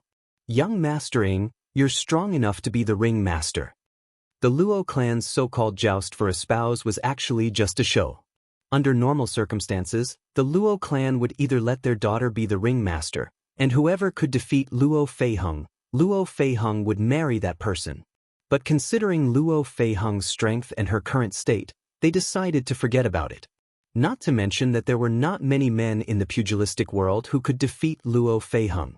Even if there were, with Luo Feiheng's current state, Luo Feiheng would definitely kill the person in the ring. At that time, forget about the joust for a spouse, it would directly turn into a murder case. Therefore, the Luo clan's strategy was to let the participants of the joust for a spouse compete in the ring and choose the ring master. The final winner would then be able to marry Luo Feiheng. Of course, now that Ying Bailu was here, this joust for a spouse was just for show. Otherwise, who could possibly defeat Ying Bailu? But right at this moment, Ying Bailu suddenly said, "I won't be ascending the arena this time. Even though my younger brother, Ying Baihu, rarely steps foot into the world, his strength is sufficient for him to ascend the arena and compete with these young geniuses of the world." As soon as Ying Bailu's words left his mouth, everyone present was stunned. Practically everyone in the pugilistic world knew that the Luo clan's goal this time was to form a marriage alliance with Ying Bailu of the Ying clan. Yet now, it was Ying Bailu's younger brother, Ying Baihu. What was going on? The disciples of the Ying clan were naturally not trash, and Ying Baihu was the younger brother of Ying Bailu. His identity was even more extraordinary. However, no matter how extraordinary he was, he could not defeat Bailu. This situation left the Luo family members unable to react. Luo Junyan asked in confusion, "Young Master Ying, what do you mean by this? Don't tell me you're not going to personally enter the arena?" Ying Bailu countered with a question of his own. "Who said that I'm going to fight in person? Previously, it was your Luo clan that wanted to form a marriage alliance with my Ying clan, but did you say that it was necessary? What, could it be that you think that my younger brother is not worthy of your Luo clan, and are looking down on the disciples of my Ying clan?" Luo Junyan was immediately stumped by these words. He didn't know what to say. Could he publicly say that he looked down on Ying Baihu? Wouldn't that be the same as offending the entire Ying clan? But the crux of the problem was that Luo Feiheng's marriage to Ying Bailu and Ying Baihu were 2 completely different concepts. One was ranked 5th on the Longhu leaderboard, the future successor of the Ying clan, while the other was just an ordinary disciple of the Ying clan. The gap between them was too big. Below the arena, Xie Xiaolu shook his head and said, "The Luo clan is too clever for their own good." In the end, they were tricked by the Ying clan. Chu Xiu also sneered and said, "There's no such thing as taking advantage of others in this pugilistic world. The Luo clan wanted to use a daughter to gain the support and help of the Ying clan. What else can the Ying clan get other than Luo Feiheng? A half-dead Luo clan? Using Ying Baihu to form a marriage alliance with the Luo clan, using an unimportant disciple to become the in-laws of the Luo clan, and even gaining a disciple who had once entered the top 10 of the Longhu leaderboard, Luo Feiheng. The Ying clan of Shangshui really didn't lose out on this deal. By the way, do you know anything about that Ying Baihu? How strong is he? How does he compare to Ying Bailu?" Mo Tianlin shook his head and said, "With Ying Bailu in the Ying clan, do you think the other disciples of the Ying clan can stand out?" Although Ying Baihu wasn't a nameless figure in the Ying clan of Shang River City, at the very least, he was overshadowed by Ying Bailu. Look at his gloomy expression right now. Clearly, he had a lot of opinions about his elder brother. Also, do you know how Ying Baihu got his name? Ing Bai Lu was called Bai Lu because of the auspicious omen of a white deer. However, Ing Bai Hu was called Ing Bai Hu not because a white tiger appeared when he was born, but purely because his brother was called Bai Lu, so he was called Bai Hu. For someone whose name even came into existence because of his elder brother, it would be strange if he didn't feel a bit of resentment. By the way, now that Ing Bai Hu is fighting, what should we do about our plan? Chu Xiu narrowed his eyes and said, "Of course we'll go according to plan." Since Luo Feiheng is confident, we'll just cooperate with her. Regardless of whether it's Ing Bai Hu or Ing Bai Hu, there's only one thing we need to do, and that's to stall for time. Mo Tianlin nodded, then suddenly said, "This time, Ing Bai Hu didn't go up himself, but let his younger brother go up instead. I feel that it's not only because the Ing clan wants to cheat the Luo clan, but also because Ing Bai Hu himself doesn't want to marry Feiheng. I once heard that Ing Bai Hu is interested in the Cloud Sword Fairy, Yin Fian, who came to the Yunnu Palace, but everyone knows the rules of the Yunnu Palace, so Yin Fian can only politely decline Ing Bai Hu's confession, but Ing Bai Hu is still infatuated with her. But this is just a rumor, especially those women, so I don't know if it's true or not." Xie Xiao Lu couldn't help but say, "I say, Tianlin, you still have the mood to study these rumors?" Mo Tianlin retorted, "What do you mean by rumors? Know yourself, know your opponent, and you'll never be defeated. If we're going to fight Ing Bai Hu later, we'll have a better chance of winning if we know more, right?" Xie Xiao Lu curled his lips. He didn't think that these rumors would be of any help. While Xie Xiao Lu was bickering with Mo Tianlin, Luo Junyan had already made his decision. He forced a smile and said, "Since young Master Ing has said so, then the joust for a spouse will begin." For the entire Luo family, the first problem was who they should marry, not who they should marry. From Ing Bai Hu to Ing Bai Hu, although the difference was huge for the Luo clan, it was still a marriage alliance with the Ing clan, and the other party was a direct descendant of the Ing clan. The Luo clan couldn't say that they wouldn't get any benefits, so Luo Junyan could only nod and agree. After Luo Junyan left, Ing Bai Hu turned to Ing Bai Hu and said, "Are you satisfied with the marriage I've arranged for you? Although the Wu region Luo clan is disappointing, Luo Feiheng is really not bad. It's a pity that the Luo clan was blind, buying the casket and returning the pearls. But it just so happens that I'll give this pearl to you. It's worthy of your status and the glory of the Ing clan." A cold smile appeared on Ing Bai Hu's face, causing his originally gloomy expression to darken even further. "Ever since I was young, the clan has always prioritized you. Whatever you don't want, they give it to me. Yet, you still have to pretend to be a good elder brother. Is there any meaning to it? I can see that the Luo clan looks down on me. You were the one they wanted to marry before, but you didn't want it, so they gave it to me. Even the marriage is like this. If you're really a good brother, why didn't you give Luo Feiheng to me? Why didn't you give Yen Fian to me as well?" Slap. A loud slap rang out, but Ing Bai Hu didn't even move. Perhaps only the old servant from the Shangshui clan could see Ing Bai Hu's movements, but he acted as if he didn't see anything. Ing Bai Hu covered his face, his eyes filled with hatred as he looked at Ing Bai Hu, but he didn't dare to say another word. Ing Bai Hu still had that unchanging smile on his face and said in a gentle tone, "The things I've given you since you were young weren't charity, they were gifts, because you're my younger brother. But it's also because you're my younger brother that you should know that there are some things you shouldn't think about and can't think about. Otherwise, as your older brother, I'll get angry. This slap is a lesson. Remember not to anger me in the future. I've already reported the marriage with the Luo clan to my father, and he's agreed. Now that the arena is in front of you, it's up to you whether you want to go or not." Ing Bai Hu covered his face and said coldly, "Go. Why not? Sooner or later, you'll regret it." He wasn't Ing Bai Hu, who had the right to choose any woman he liked. He didn't even need to consider marriage, and it was all up to his mood. Even if Ing Bai Hu wanted to marry an ordinary person, the Ing clan wouldn't interfere. But Ing Bai Hu was different. Since he couldn't obtain the Ing clan's power, he could borrow some of the Luo clan's power after marrying Luo Feiheng. Ing Bai Hu didn't care about these things, but he, Ing Bai Hu, would use these powers to take back what belonged to him sooner or later. Using his inner force to erase the palm print on his face, Baihu took a step forward and stepped onto the arena. His 5 Chi's unification stage strength was on full display, and it immediately shocked everyone present. Baihu didn't look very old, but he had also reached the 5 Chi's unification stage. Right now, Baihu hadn't officially roamed the pugilistic world, but as long as his attainments in martial Dao were half as good as his older brothers, he wouldn't be able to escape the top 10 of the Longhu leaderboard. Having 2 people on the Longhu leaderboard was a terrifying achievement. You're tuning in to the Han Li's Immortal Journey YouTube channel. Don't forget to subscribe and join us on this journey to catch the most captivating stories.